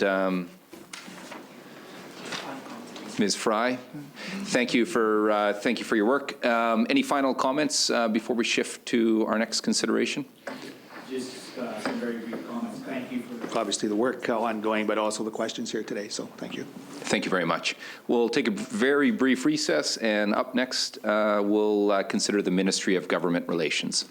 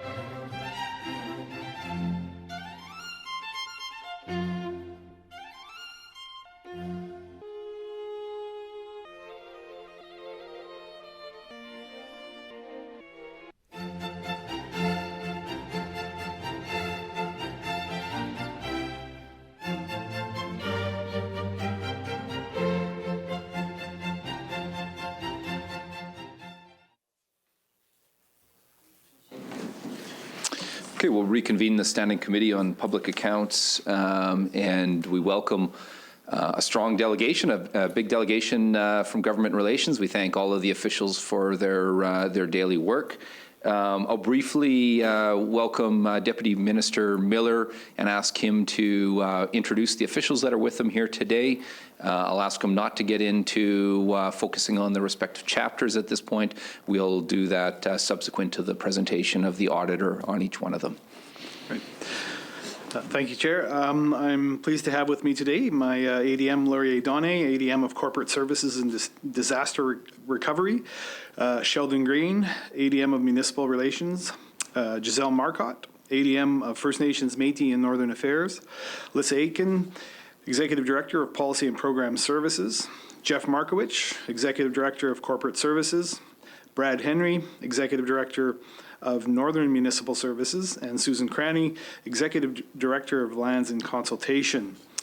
As well with us today, we have colleagues from the Saskatchewan Public Safety Agency. I'm pleased to welcome here today Marlo Pritchard, President of the Saskatchewan Public Safety Agency, Teresa Florzone, Vice President, Corporate Services, and Jean Longpre, Sask Alert Manager for the Saskatchewan Public Safety Agency. Thank you very much. Welcome all. Great to see everybody. What we'll do is we're going to focus on each of these chapters one at a time because they're all rather unique. I will table at this time PAC 11128, Ministry of Government Relations, status update, dated February 26, 2020. And thank you to all those that were involved in putting together that work on the status update. It really helps us focus our efforts at this table. I'll turn it over at this point to the Provincial Auditor's Office, and we'll start with our focus on the 2018 Report Volume 1, Chapter 1. And before we do that, I just want to quickly extend a thank you to the Deputy Minister and your team for the cooperation that it was extended to us through this body of work that we'll be presenting this afternoon. Ms. O'Quinn's going to make the presentations. Okay, I'll start with Chapter 1 of our 2018 Report Volume 1, which starts on page 17. This chapter reported the results of our 2017 annual integrated audit of the Municipal Potash Tax Sharing Administration Board. The Minister of Government Relations is responsible for this board. The chapter contains 2 new recommendations. At December 31st, 2017, the board had reliable financial statements. It had effective rules and procedures to safeguard public resources, and the board complied with financial related authorities related to the board other than the following areas. First, on page 18, we recommend the Municipal Potash Tax Sharing Administration Board submit its audited financial statements within the timeframes required by the Municipal Tax Sharing Potash Act. The 2016 financial statements were tabled on September 7th of 2017. Legislation required them to be tabled by April 30th of 2017. On page 18, we recommend the Municipal Potash Tax Sharing Administration Board obtain the minister responsible's written approval of the remuneration and expense rates it pays its board members. It should obtain this approval prior to changing remuneration rates. During 2017, the board paid per diems totaling $2,820 using rates set by the Saskatchewan Association of Rural Municipalities. The board did not obtain formal approval from the Minister of Government Relations of the board member per diem remuneration rates as required by law. Chapter 2 in our 2019 Report Volume 1, which is our Summary of Implemented Recommendations chapter, which starts on page 19 of that report, notes that the board implemented both of these recommendations during 2018. This chapter is later on this afternoon's agenda. That concludes my overview for this chapter. Thank you very much. Thanks for the actions that have been detailed already as well. Would you care to offer some brief remarks, Deputy Minister? I will. In terms of this chapter, the auditor has stated that the financial statements were reliable and effective rules and procedures to safeguard public goods were in place. The board's compliance with authorities governing its activities relating to finance reporting, safeguarding of resources, other than it did not submit its financial statements within the required timeframes, nor did they obtain the minister's approval for remuneration rates. With respect to the ministry would like to report that in the 2017 financial statements, as they were tabled on 8th of March 2018, and the 2018 financial statements were tabled on the 25th of March 2019. On the second recommendation regarding the approval of remuneration by board members, the 2018 potash board rates were approved by the minister's orders of February 26th of 2018. The 2019 potash board members' remunerations were approved by minister's order on February 1st, as has been stated. Thank you. Thank you. I'll open it up for questions. Ms. Mowat? Thank you, and thank you for providing the status updates as well that provide us with a little bit more information in terms of what's happened since the provincial auditor wrote the report. I'll start on page 17 in the introduction where it's giving an overview of the Municipal Potash Tax Sharing Administration Board. In terms of the eligible rural and urban municipalities, how many communities are recipients of the program?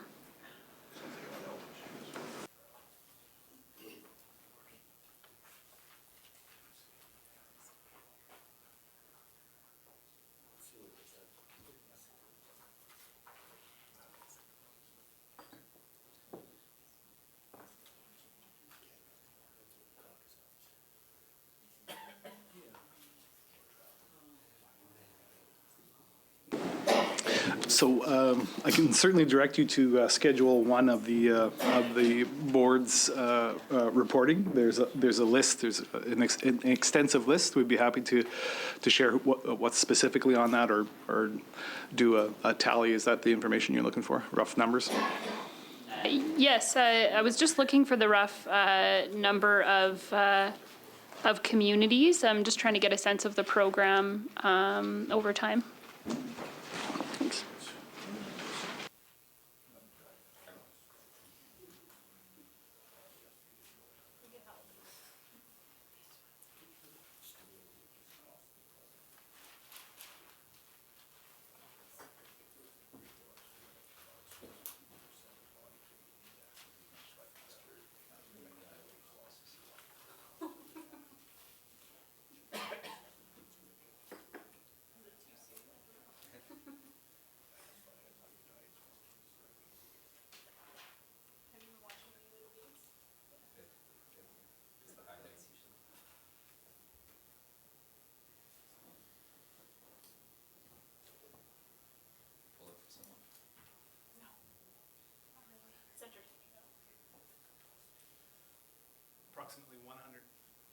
Approximately 109 from that quick tally.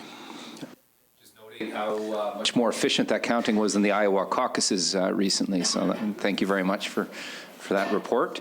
Moving along, any other questions? Ms. Mowat? I like how you had to get that on the record. About how long has this tax sharing program been in place, and has it always been a 20-mile radius of the potash mine?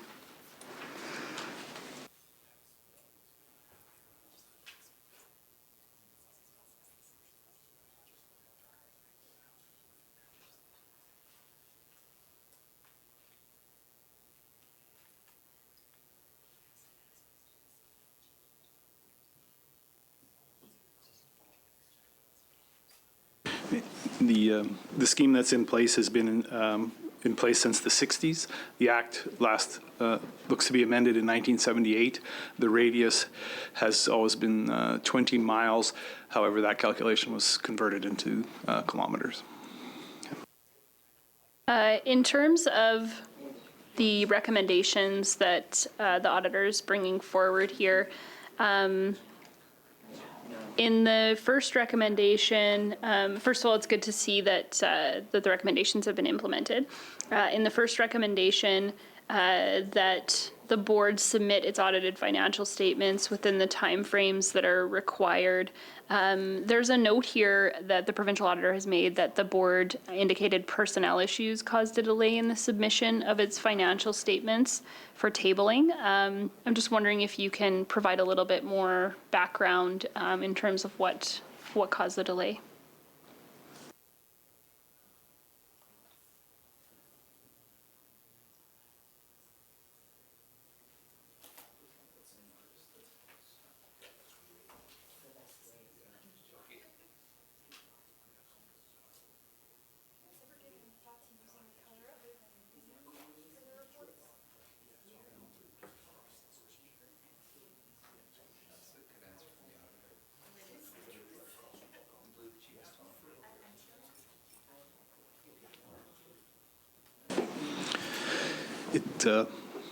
In terms of answering your question, it was an absence of case staff and pointed to a gap in our processes, which have subsequently been addressed as we came into compliance.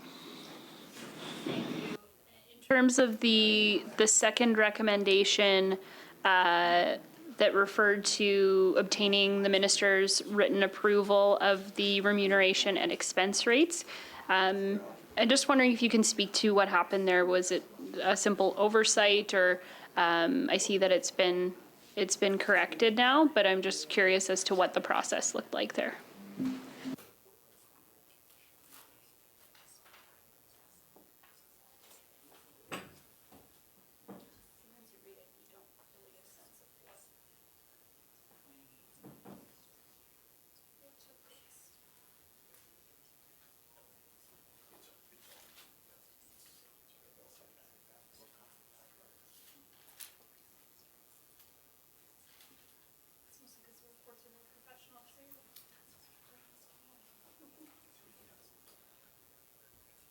So with respect to this particular remuneration, the legislation points to rates established by SARM.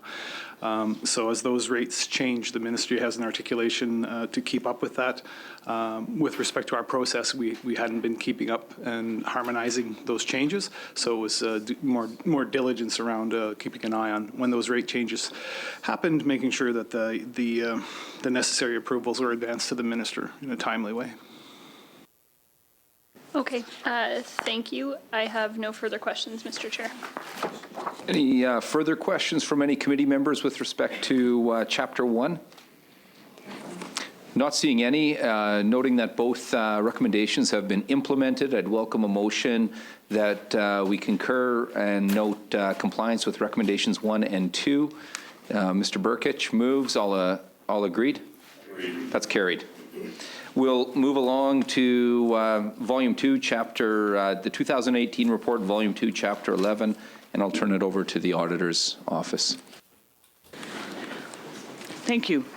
Chapter 11 in our 2018 report, Volume 2, which starts on page 65, reports the results of our 2017 annual integrated audit of the Northern Municipal Trust account. The Ministry of Government Relations administers the trust account. This chapter contains one new recommendation. At December 31st, 2017, the trust account had reliable financial statements. The ministry had effective financial-related controls and complied with financial-related authorities related to the trust account other than the following areas. On page 68, we recommend that the Ministry of Government Relations adequately segregate duties of employees responsible for the key accounting functions of the Northern Municipal Trust account. The ministry did not appropriately restrict user access within its accounting IT system. In addition, it did not adequately segregate duties of staff responsible for receiving money, recording the cash receipts, and for preparing the bank deposits. While the ministry restricted access to its accounting system to certain staff, it did not appropriately restrict what users could do within that system. As a result, employees responsible for receiving and depositing money and making payments could also adjust the accounting records. During the audit, we found 6 instances where one employee opened mail, prepared the bank deposit, and recorded the cash received in the accounting records. These functions are not compatible. Not appropriately segregating duties that are not compatible increases the risk of undetected fraud and error, including inappropriate adjustments to accounting records, resulting in errors in the trust account's financial information. Also, at December 31st, 2017, the trust account had 3 areas the ministry needs to improve. They are: the ministry needs to adequately supervise staff responsible for recording trust account financial information. During the audit, we found staff did not adequately follow up on the status of the trust account's GST returns submitted to the CRA. This resulted in errors in the financial statements prepared for audit. Also, we found 13% of the journal entries we tested were not being properly approved. Next, the ministry needs to prepare timely and accurate bank reconciliations for the trust account as its policies require. During the audit, we found bank reconciliations not prepared by the end of the following month, the time frame that its policy expects. Next, the ministry needs to table the trust account's annual report to the Legislative Assembly in accordance with the timeline set in the Executive Government Administration Act. The ministry tabled the trust account's 2015, 2016, and 2017 annual reports later than the timeline set in legislation. In 2017, we noted the ministry implemented one existing recommendation.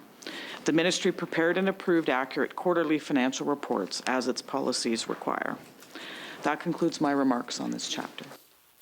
Thank you. Thank you very much for the focus of the work and the presentation. I'll turn it over to the Deputy Minister for some brief remarks, and then we'll get into questions. Thank you, Chair. So the auditor had concluded that the ministry had effective rules and procedures for the NMTA to safeguard public resources with notable exceptions. The auditor did find that the ministry did not always prepare timely and accurate banks reconciliation, prepare accurate quarterly financial statements, and did not table the annual report in accordance with timelines in the Executive Government Administration Act. Additionally, the ministry did not adequately supervise staff responsible for recording NMTA financial information and adequately segregate duties of employees, responsibilities for key accounting functions of the NMTA account. The ministry agrees with the recommendations made by the provincial auditor. The ministry has subsequently hired a contractor to assist in the completion of outstanding bank reconciliations. We've also engaged a consultant to review the processes and assist in the timely and accurate completion of this work. The ministry, along with this consultant, is in the process of reviewing NMTA's policies, its processes, procedures, and systems to ensure timely and accurate financial information is reported, and plans to implement changes to the financial reporting process. Going forward, senior management responsible for NMTA will ensure that a detailed quarterly and year-end financial information is completed, as well as proper segregation of duties. This concludes our remarks on the chapter, and we would be pleased to answer questions. Thank you for the remarks and the work on this front. Committee members, Ms. Mowat. Thank you. On page 65, the provincial auditor notes that the ministry has assigned about 11 full-time equivalent staff located primarily in La Ronge to administer the trust account. So this was as of the time of the report, which was published in 2018.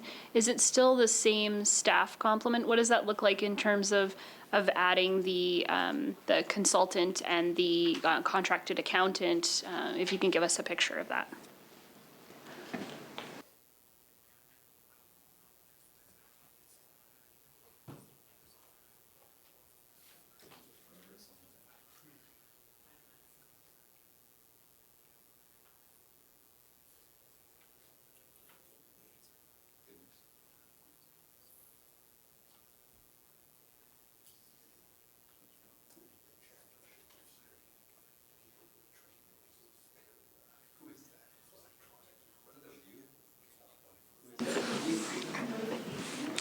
So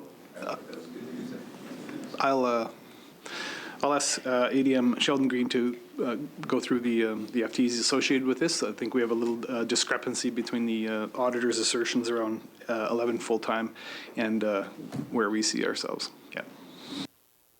Sheldon Green, Deputy Minister, Government Relations.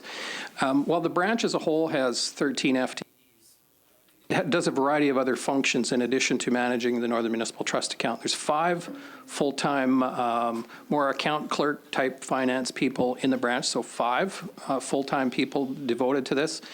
In addition to that, as Deputy Minister noted, there is a contractor that also isn't a full-time contractor, but that does provide some higher-level accounting oversight, as mentioned, and another person assisting as well on the bank reconciliations side. So 5 full-time, 2 contractors helping with that.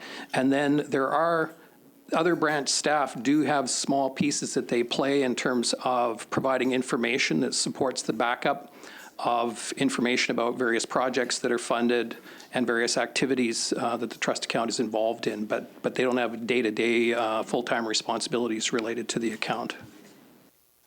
Thank you. So the 5 full-time individuals, is that comparable to what would have existed in 2018 then, in your estimation, or at the time of the audit? Yes.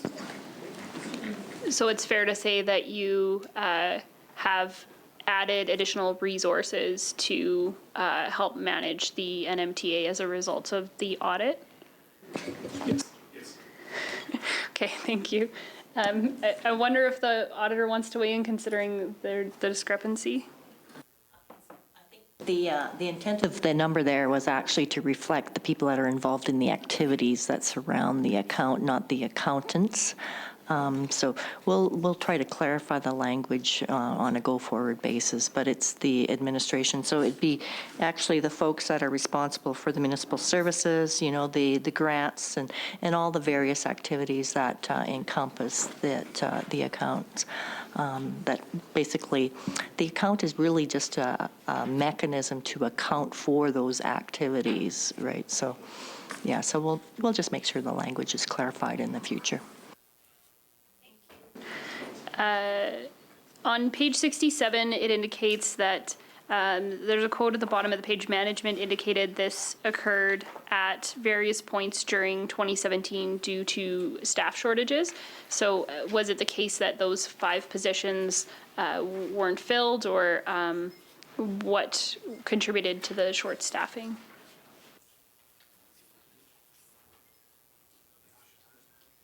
Just make a quick note to the those. You don't need to hit the button when you go to speak. So just introduce yourself and speak.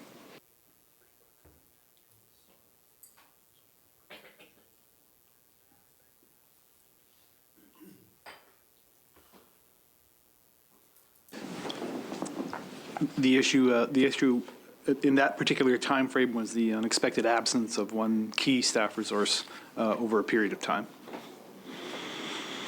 Thank you. So that,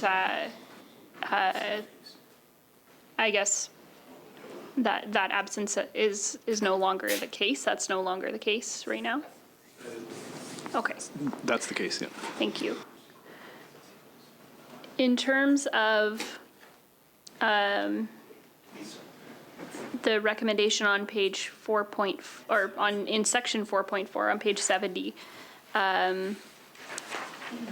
about the annual report to the Legislative Assembly, the auditor notes that the ministry was unable to provide the Assembly with timely annual reports due in part to the issues previously identified in this chapter. I'm wondering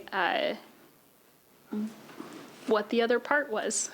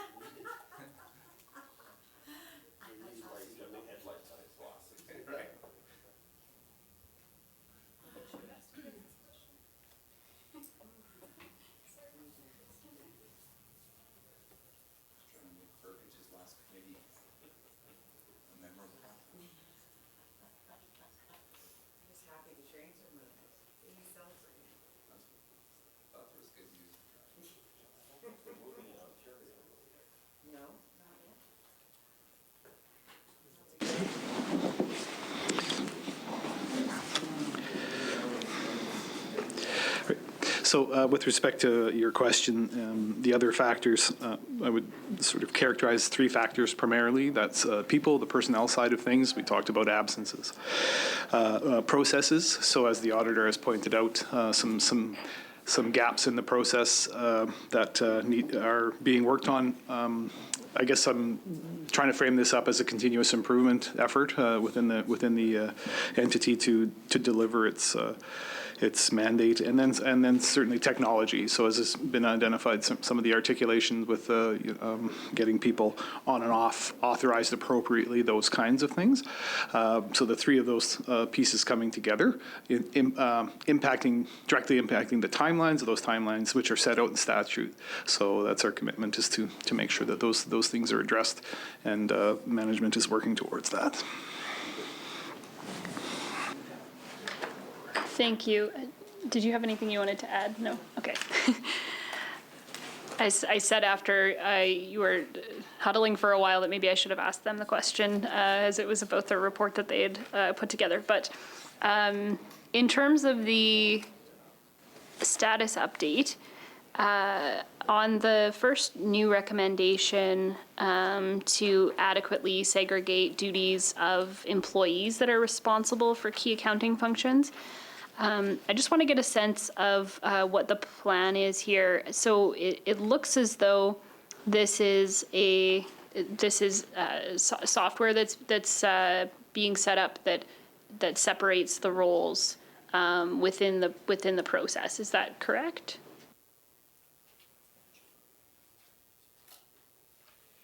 So that change is anticipated to occur next fiscal year with the updated software to achieve that. Yes. So it will just assign different employees so that it can't be the same person going through the whole process? Yeah, the intent is to put discretionary access controls in place so that different users have different permissions within the system, and that we can maintain that segregation of duties.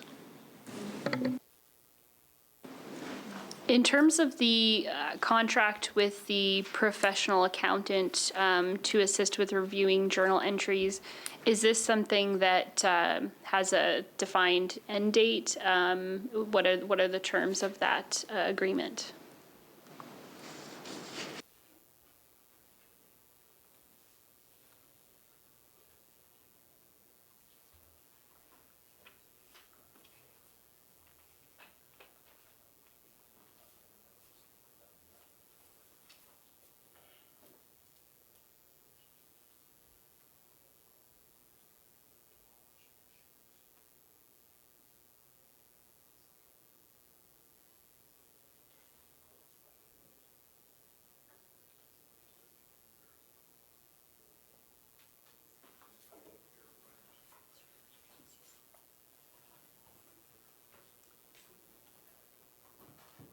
So there's been two resources added. One, on the contract for the professional accountant is a term through November of this year, 2020, and the second resource, a smaller contribution, is an ongoing contract for support. Thank you. So the plan would be, I would guess the plan would be to build up local capacity to be able to move forward and meet all of these timelines successfully. Accurate and fair to say that, based on those three areas of concern that we've identified, we're working to come up with a plan that is two things: it has the right sort of skills and abilities, the right supports in place, and that ensures that we'll deliver on the expectations. Yeah. Thank you.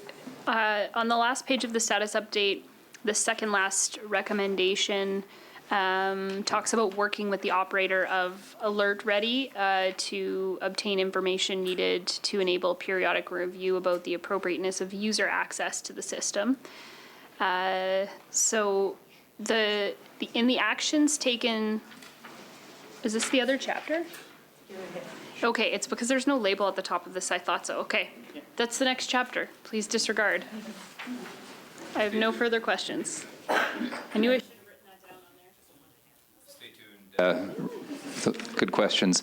I don't see any. Are there any other questions from committee members with respect to this chapter, Chapter 11?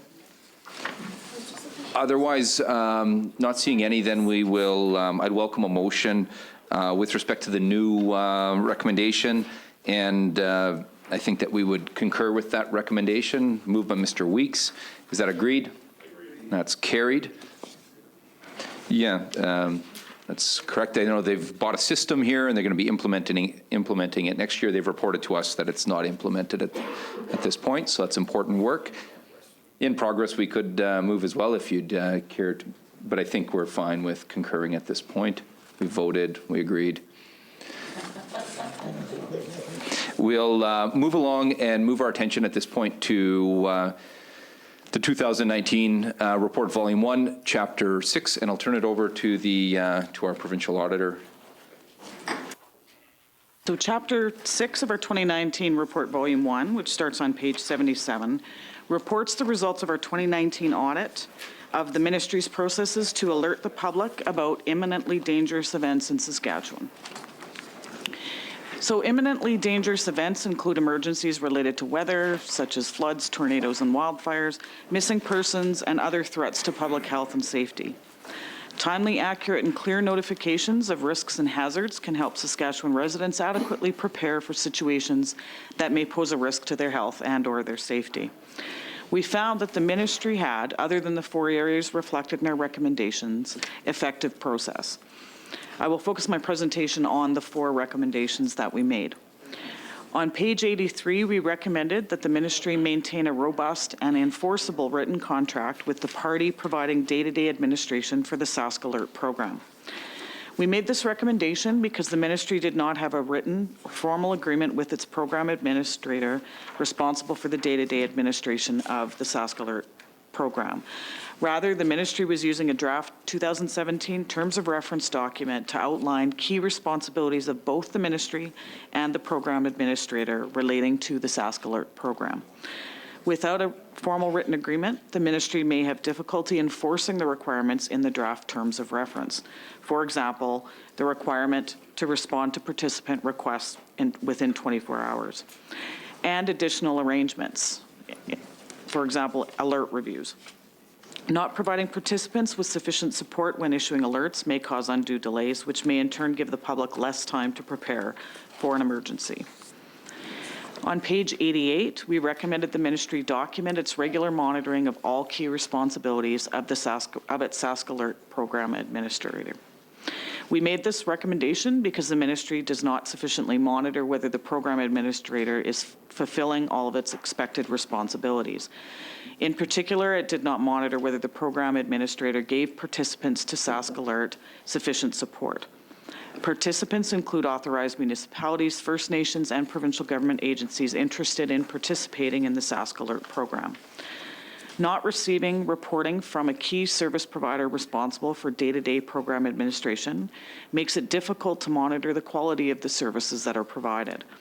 In addition, not documenting the monitoring activities that are done or not monitoring frequently enough makes it difficult to identify gaps and take timely and appropriate action.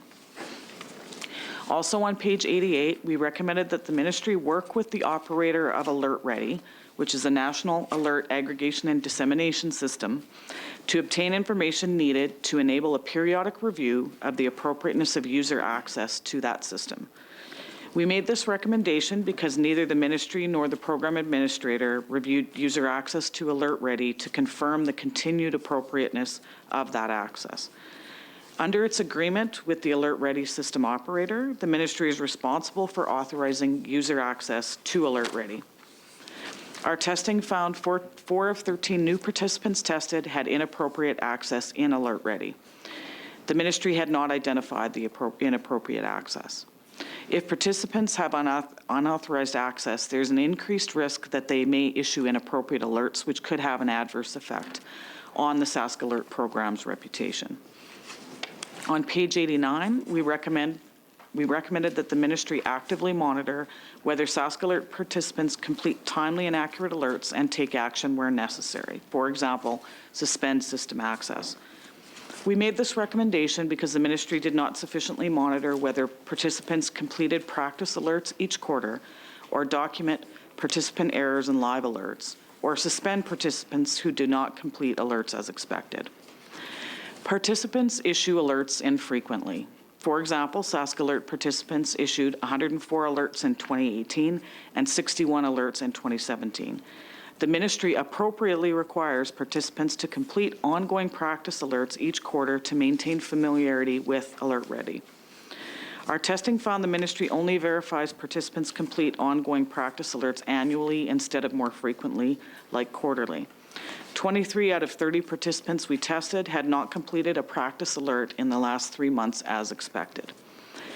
Participants not completing ongoing practice alerts are at an increased risk of not being able to create timely and accurate alerts to notify the public about a real emergency when it occurs. Actively monitoring participants struggling to complete the practice or live alerts could help the ministry identify higher risk participants who may be at risk of issuing an inaccurate alert. It can then use its time and resources working with those participants who pose the greatest threat to the Sask Alert program's reputation. This concludes my overview of this chapter. The auditor would also like to add an additional comment. When we did the audit, the Ministry of Government Relations was responsible for this program. Subsequent to the audit, the responsibility has moved to the Saskatchewan Public Safety Agency, and so hence the people that are the officials at the table here too. But when we do our follow-up on the recommendations, we will be working at the Public Safety Agency. Our normal course is that when the responsibilities transfer from one organization to the next, we make that update in the recommendation and we'll reflect that in the next report. Thank you, and in line with those comments, welcome to the table the officials that are here, and the President, Marlo Pritchard, with the Saskatchewan Public Safety Agency and Fire Commissioner of the province. I'd ask Mr. Pritchard if you would briefly introduce the two officials at the table with you here today, and then to focus in on the brief remarks on the chapter.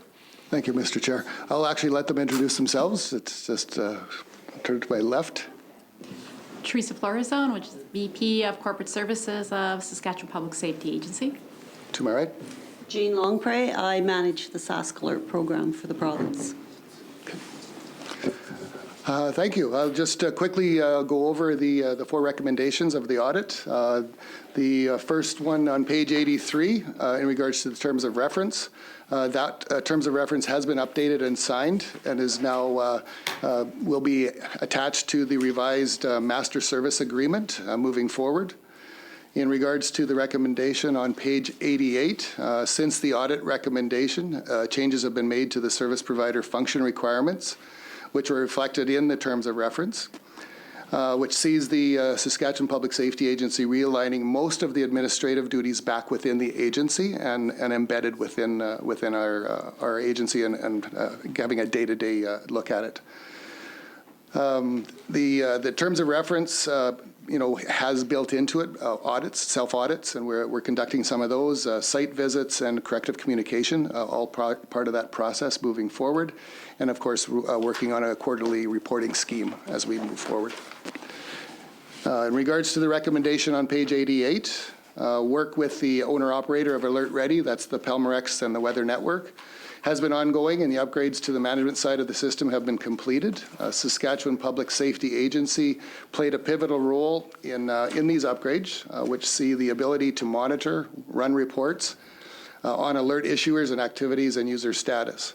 Pelmorex is also looking at enhancing the alert user interface in the NAD system to make user or issuing alert easier with less errors.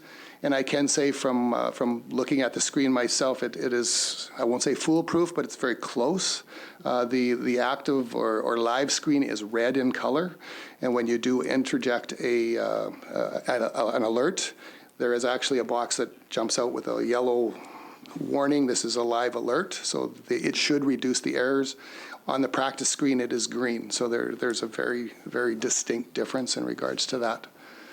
In regards to the recommendation on page 89, SPSA has included in the terms of reference with the service provider requirements to monitor and the corrective action to apply if required to all actual alerts that are issued in the NAD system by approved Saskatchewan Public Safety Agency alert issuers. The service provider also monitors, checks, and responds to all practice alerts to ensure alignment with the standard operating procedures. So we have put a number of processes in place.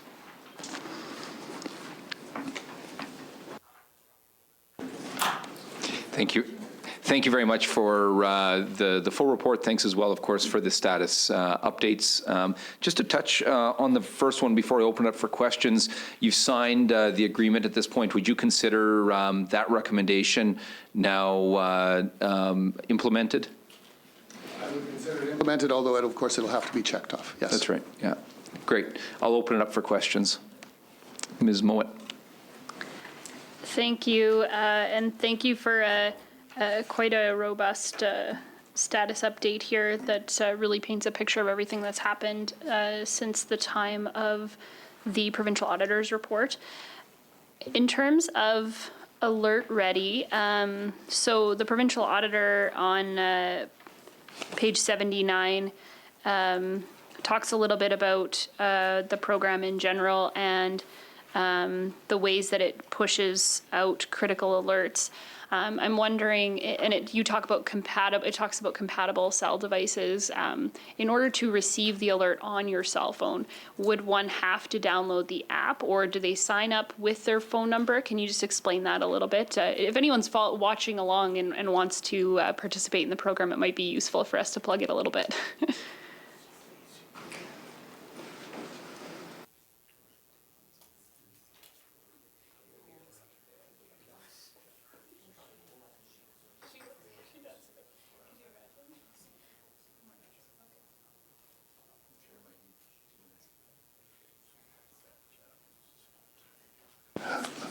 Okay, as in regards to the critical push-outs, if your phone is compatible, you will get it. If you download the app, which you can, free of charge, it will be ensure that you will get the advisories and the critical. So there's a marketing piece there, but yes, it is, the critical ones are supposed to go to any compatible app, or compatible device, sorry. Clarity, what would make a device compatible? Obviously, within a specific location, it would, or does it go just across all of Saskatchewan?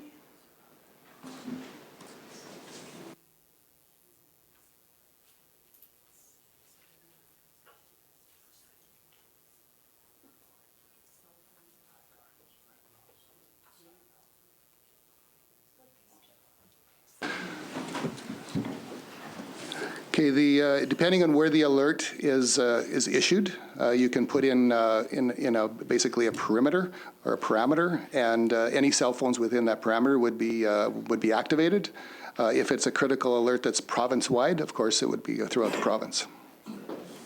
Thank you. And the provincial auditor was also noting that it is in a footnote at the bottom of page 79 as well, where it describes the compatible devices as of December 2018, including Android devices with version 4.2 or higher, iPhones with version 8 or higher. And obviously, folks can download the app as well. So thank you for providing that clarity.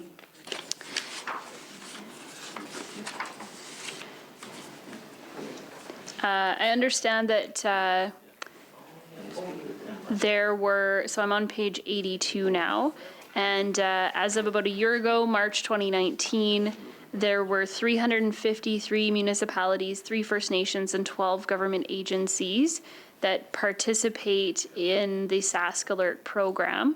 I wonder if you can speak to how this participation works contractually, what that looks like.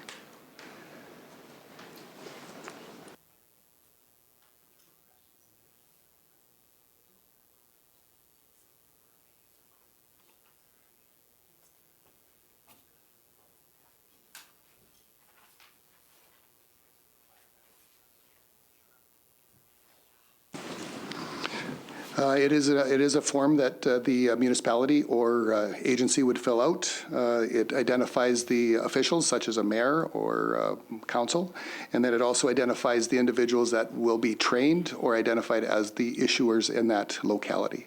So there is a formal process to sign up. Thank you. In terms of the training, can you speak to how long that training takes, whether everyone who has access is required to complete the training?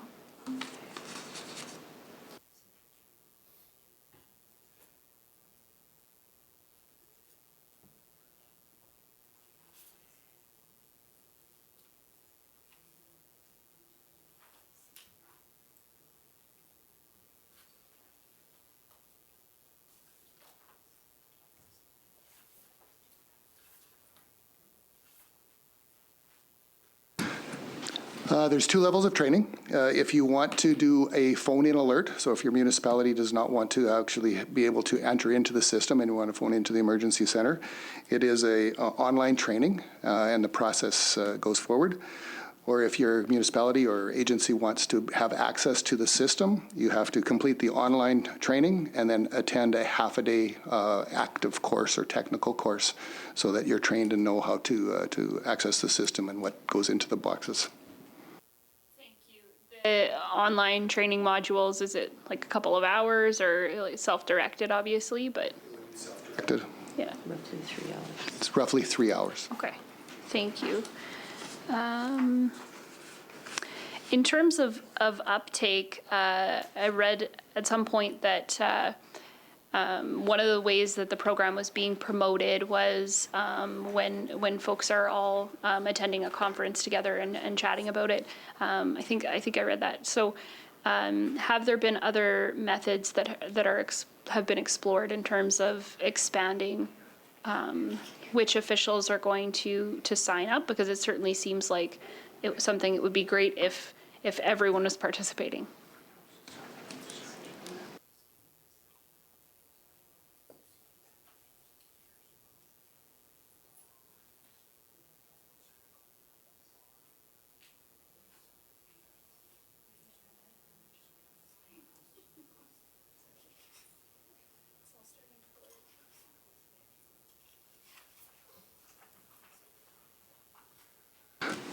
In the past, there has been letters that have been sent out to every municipality and First Nations community, encourage them. There has been follow-up with the phone calls.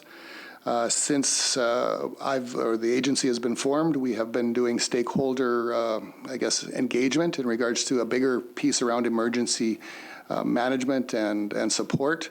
This is one avenue of that conversation, and so we're marketing it as part of that stakeholder development or stakeholder consultation phase. Thank you. On page 88, the provincial auditor notes that in 2018, Sask Alert participants issued 104 alerts compared to 61 in 2017.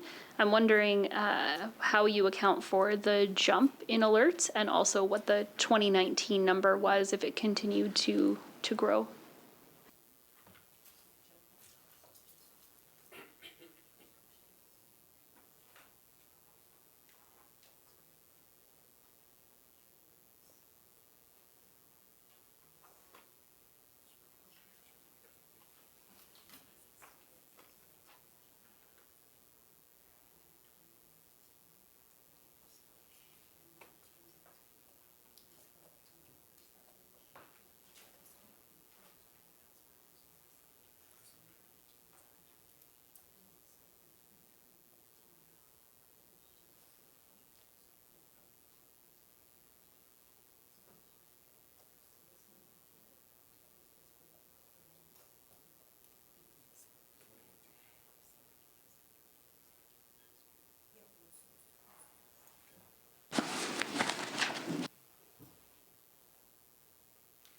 Okay, the jump in alerts is in regards to more jurisdictions being signed up.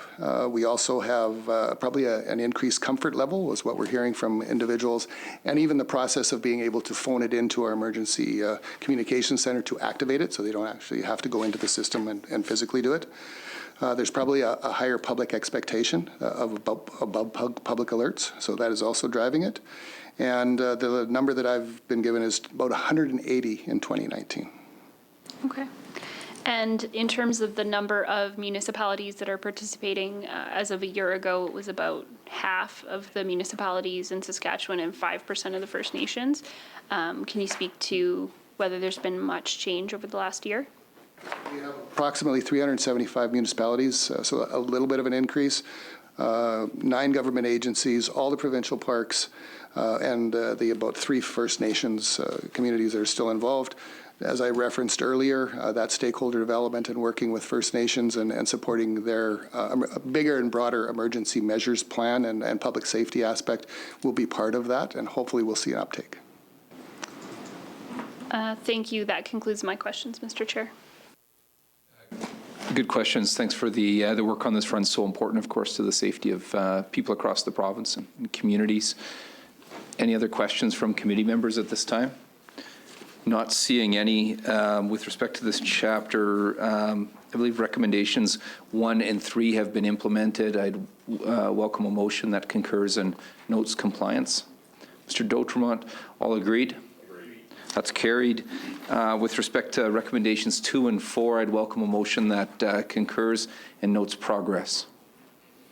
Mr. Buckingham, all agreed? Agreed. That's carried. We'll move along and turn our attention to Chapter 25 of the 2019 report, Volume 1, and I'll turn it over to the Provincial Auditor's Office. Thank you. Chapter 25 in our 2019 report, Volume 1, which starts on page 263, reports on the results of our second follow-up of 5 remaining recommendations first made in our 2012 audit of the ministry's processes to provide safe drinking water to northern settlements. Northern settlements are unincorporated communities in the Northern Saskatchewan Administration District that the ministry administers. By September 2018, the ministry had implemented one of the 5 remaining recommendations. It communicated the safety of drinking water to the residents of the northern settlements of Stanley Mission and Wollaston Lake. Further work remains in the following areas.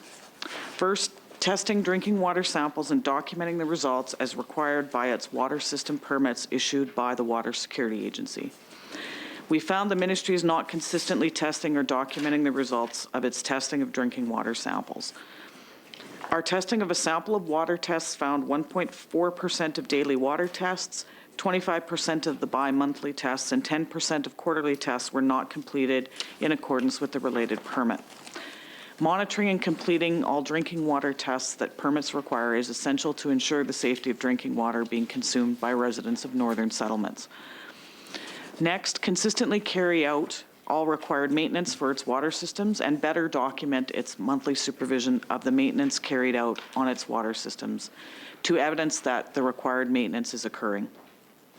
Since our 2016 follow-up, although the ministry better documented its supervision of maintenance for its water systems, significant documentation gaps remained.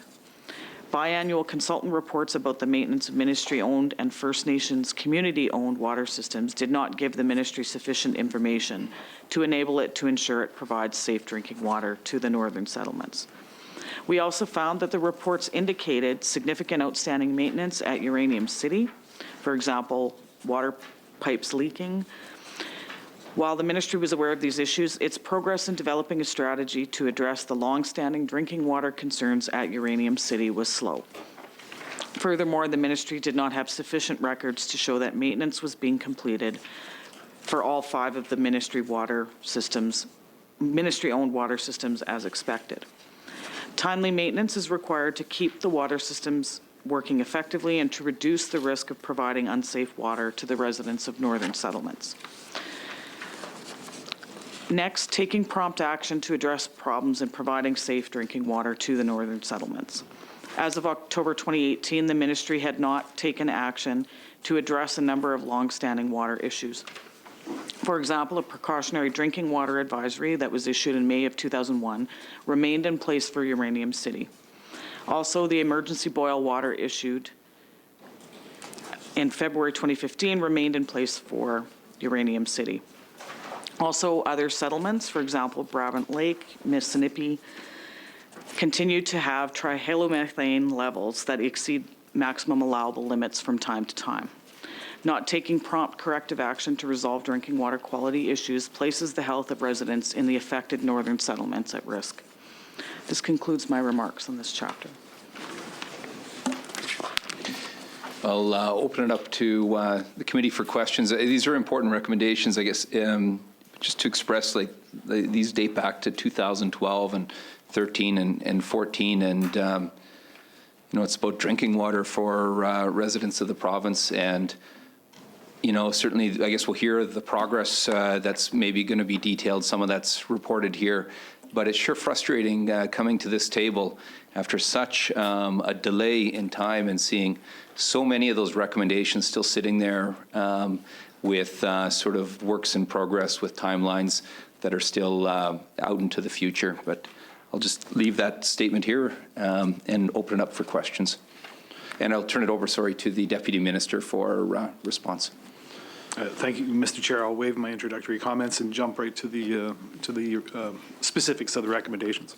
So with respect to the first one, testing drinking water samples and document the results. In areas where the ministry operates water system, water samples are now consistently submitted for testing by an accredited lab as required by its operating permit. In remote northern settlements, test samples do not always reach the lab, as has been noted, and we're working to improve this. This recommendation is partially implemented. With respect to the second, completing water system maintenance as expected for all drinking water system. Again, partially implemented.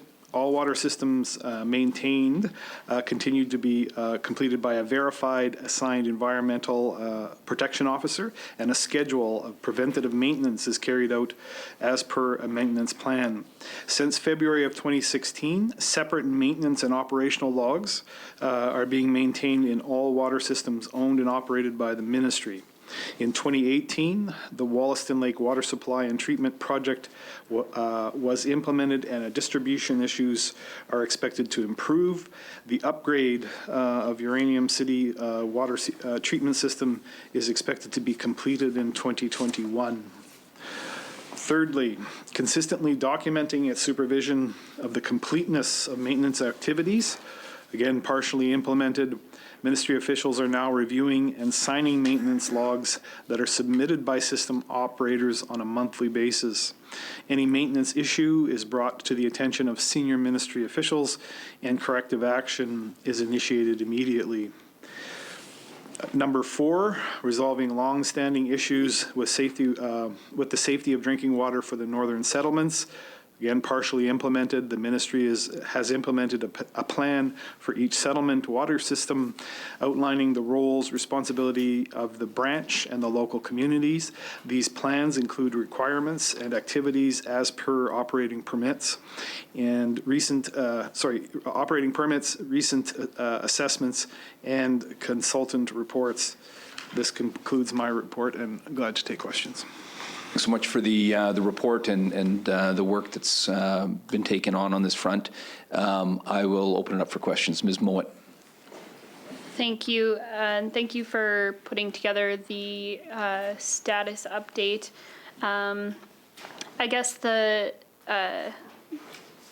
sentiments you expressed, Mr. Chair, sit with me as well in terms of the fact that the recommendations have been, this started in 2012 and really didn't start in 2012, but that's when the report started. So one of the recommendations that stands out the most for me is the outstanding recommendation that the Ministry of Government Relations take prompt action to address problems in providing safe drinking water to northern settlements. In seeing these recommendations, I don't believe that the words prompt action come forth very often from the auditor's report. We're reviewing 29 chapters, I think, today, and we see a lot of recommendations that come at this table. So for me, that is the key piece here in terms of implementing a plan. So what I'm wondering in terms of of an update is if we could go through briefly community by community and just talk about where we are headed and what the timeline is for implementation. I don't want to belabor the committee for too long today, but I do think this is a really important segment, and I've been getting pieces throughout the status update, but it's hard for me to get a picture of overall where we are at. So I think that would be beneficial.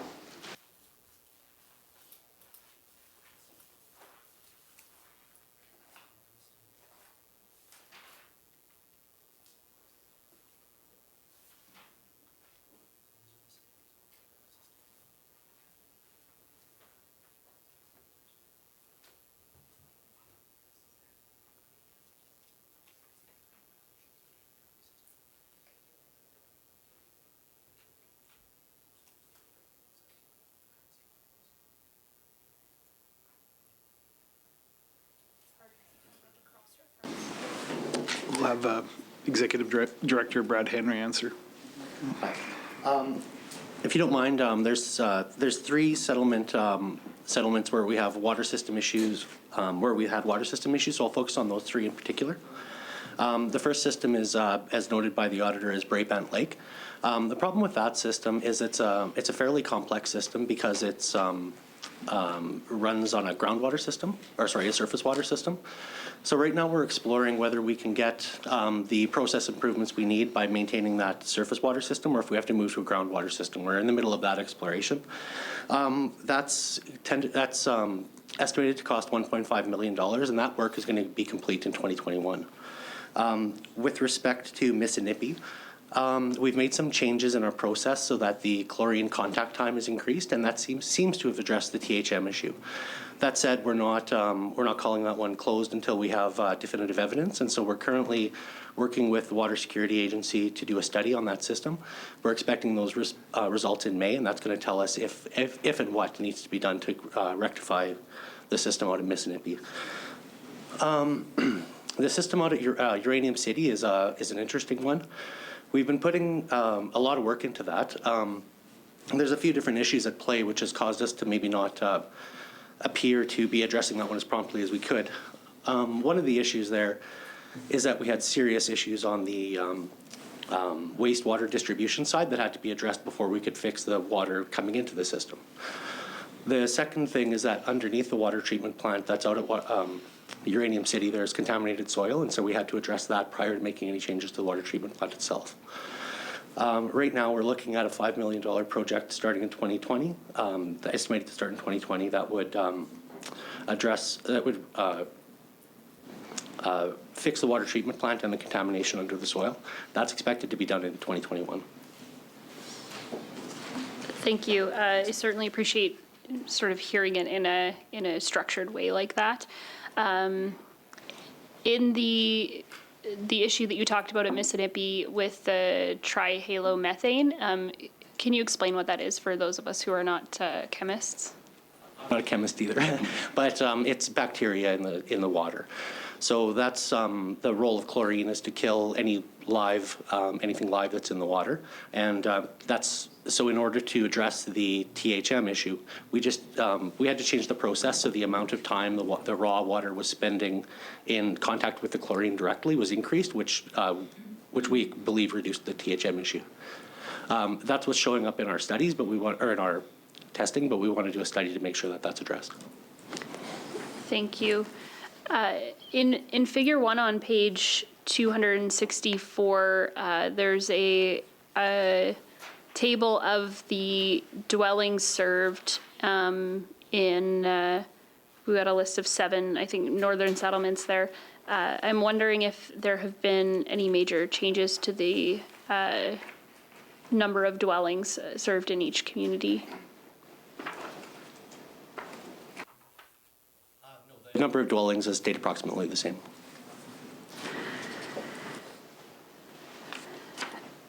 It sounds like in terms of the recommendation around regular testing, it sounds like most of the issues are transportation related or shipping related in the fact that the samples can't get to the labs. Can you speak to what that issue looks like and how it's being rectified?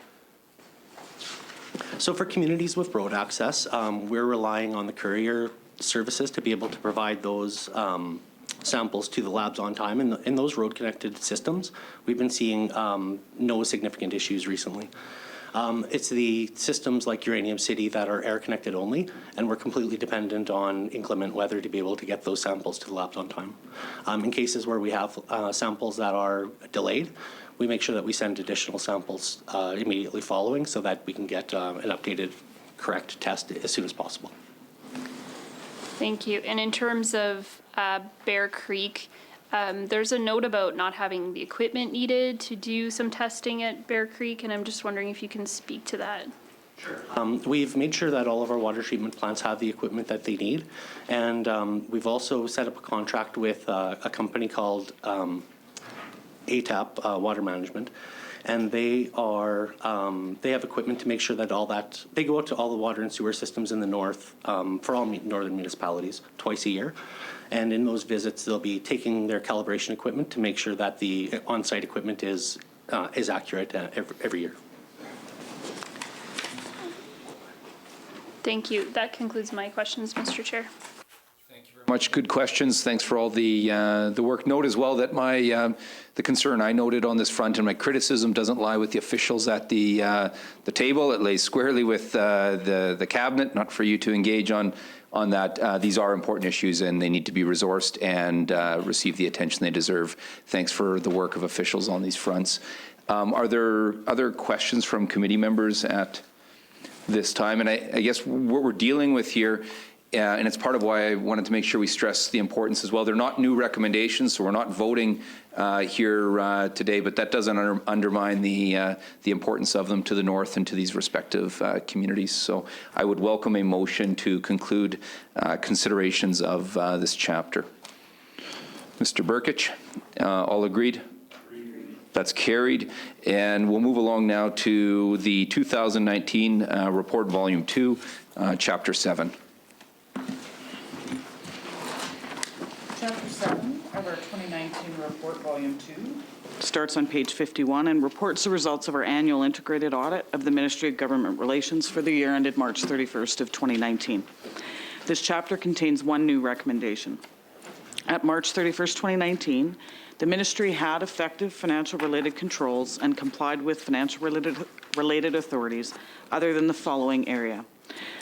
The Ministry needs to regularly review and update the processes it uses to make key accounting estimates. For example, for education property tax revenues and for treaty land entitlement obligations. In 2018-19, the Ministry had two significant errors in its financial records because of inadequate processes to prepare key accounting estimates. First, the Ministry did not follow Canadian public sector accounting standards when recording what it owed for treaty land entitlements. The Ministry missed recording a $22.8 million liability for these entitlements in fiscal years prior to 2018-19. The Ministry did correct this error in 2018-19. Second, the Ministry did not properly adjust its processes for estimating the education property tax revenue when separate school divisions decide to collect education property tax levied for their division.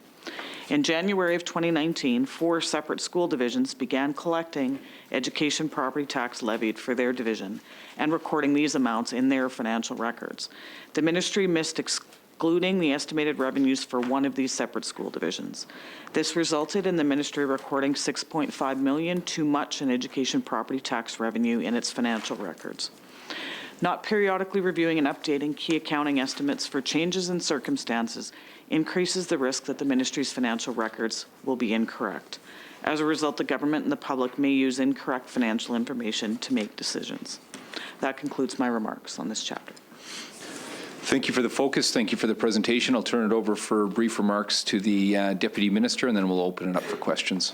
Thank you, Chair. So recognizing that the auditor found that the Ministry complied with authorities governing its activities relating to financial reporting, safeguarding of public resources, raising revenue, spending, borrowing, and investing. The ministry had effective rules and procedures to safeguard public resources, except as noted. The recommendation is that the ministry regularly review and update its processes to make key accounting estimates. The ministry agrees with the provincial auditor that we should have clear, well-described, documented procedures to ensure that material accounting estimates are properly recorded. The ministry has reviewed its processes and procedures for developing estimates to ensure the accuracy of information. That concludes my remarks. I'm glad to take questions. Thank you. Thanks for the presentation as well as for the information on the status update. I'll open it up for questions. Ms. Mowat. Thank you, and thank you for your opening comments. I'm wondering if you can speak to what sorts of changes were made to develop new processes here.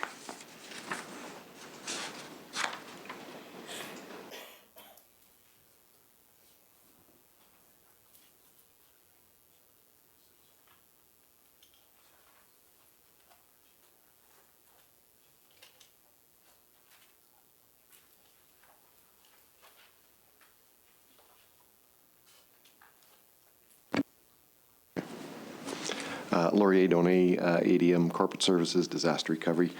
With regards to the processes, I guess when it came to our attention, and we sort of discovered that this issue sort of internally, and so when it came to our attention, we met with internally with our lands and consultation staff, just so that we could get a good understanding of sort of what it is that really drives the recognition of an obligation. And so previously, the way we had accounted for these, and the last agreement that we had entered into was in 2008-9, so about 10 or 12 years ago. We recorded the obligation upon the signing of the agreement, but we realized that really we have an obligation prior to the signing of the agreement, and it's when the federal government actually validates the claim by the First Nations. So at that point, we can make an estimation of what the obligation is. And so we had some internal discussions. We did have several meetings with Provincial Controller's Office. I think we did also advise the Provincial Auditor's Office on that. And so, where we we appropriately accounted for it for the transaction at the end of the day. Where we did err was not identifying early enough. So there was a couple of instances where we should have recorded that obligation 1 or 2 fiscal years earlier, and so that's where we erred. So again, in terms of our processes, we have more open communication, I guess, within the ministry. We've talked with our lands and consultation folks, and if there's any new ones that happen to come up, we'll be prepared for those ones and account for them appropriately. Thank you. In terms of the education property tax revenue, the auditor noted that as of January 2019, there were 4 separate school divisions that were collecting education property tax. How many divisions collect property tax for their own division today?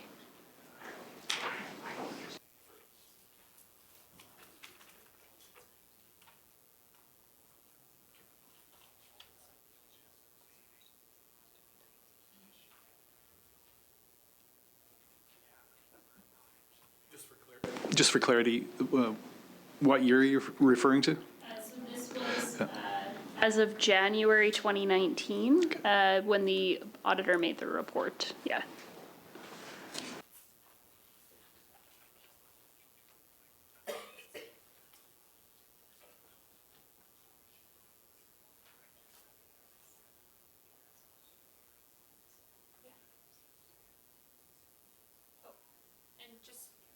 Clarity, I'm looking for what is now as well. Yeah, because comparing it to now.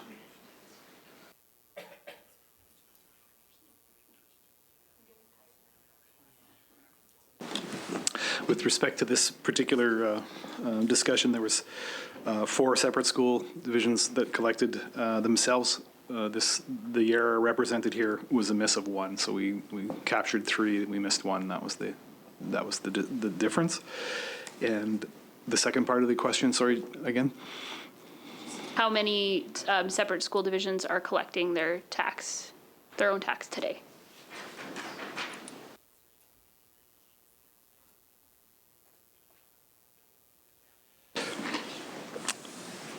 We believe they're all collecting their own, and that's 19. That concludes my questions, Mr. Thank you for the questions. Any other questions from committee members? Not seeing any. We just have the one new recommendation in this chapter, correct? And it's been noted that implementation has occurred. So I'd welcome a motion to concur in note compliance. Mr. D'Outremont moves. All agreed? That's carried. We'll move along to our final chapter with government relations here this afternoon, and that's the 2019 report, Volume 2, Chapter 35.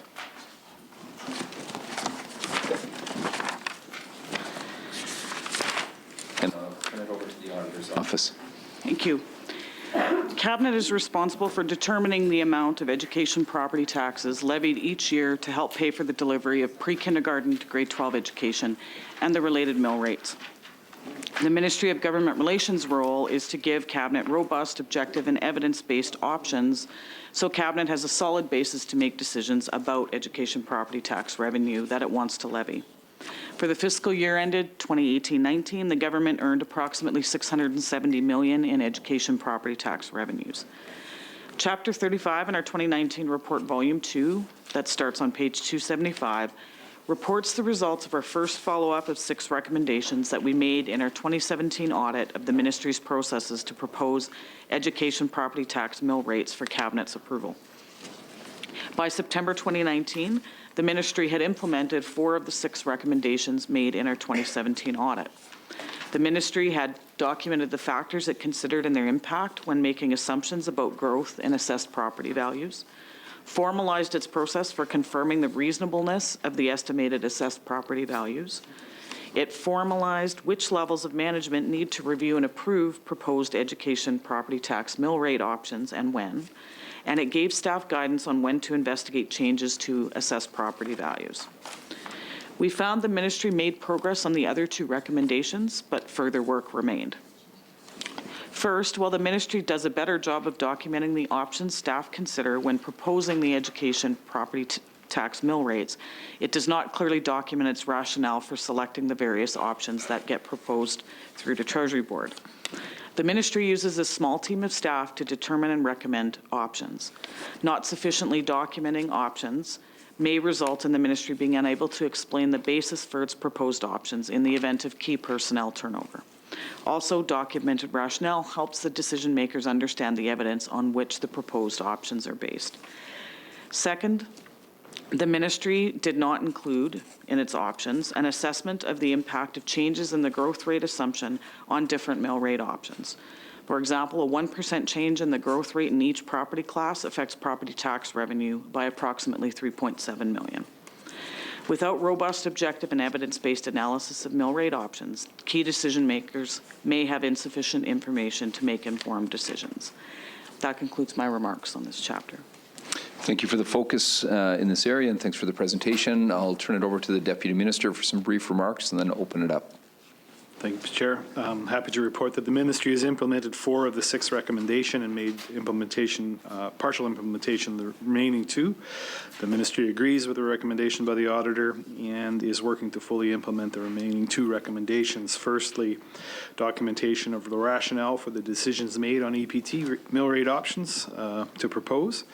Although the process manual describes 5 potential mill rate options, GR may consider proposing and notes that other options may be considered. It does not require management to document the basis for their choices. The provincial auditor recommended the basis for mill rate options be documented in order to show that options were evidence-based and objective, especially in the event of key personnel turnover.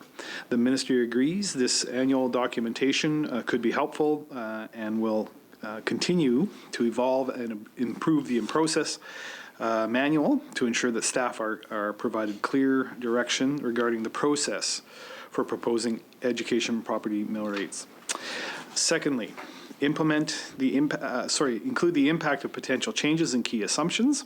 The ministry agrees that decision makers must be provided robust, objective, and evidence-based analysis for mill rate options, and is committed to continually working to improve the process and content of the ministry's analysis and its advice to Cabinet.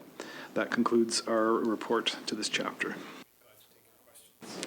Thanks so much for the report and all the work on this front. I'll open it up to committee members. Ms. Mowat. Thank you, and thanks for your opening remarks as well. I'm wondering if you can elaborate a little bit on how you're working toward improving the process and content of the ministry's analysis and advice to Cabinet through these recommendations. In terms of updating or evaluating and updating the manual, can you describe, what that would physically look like?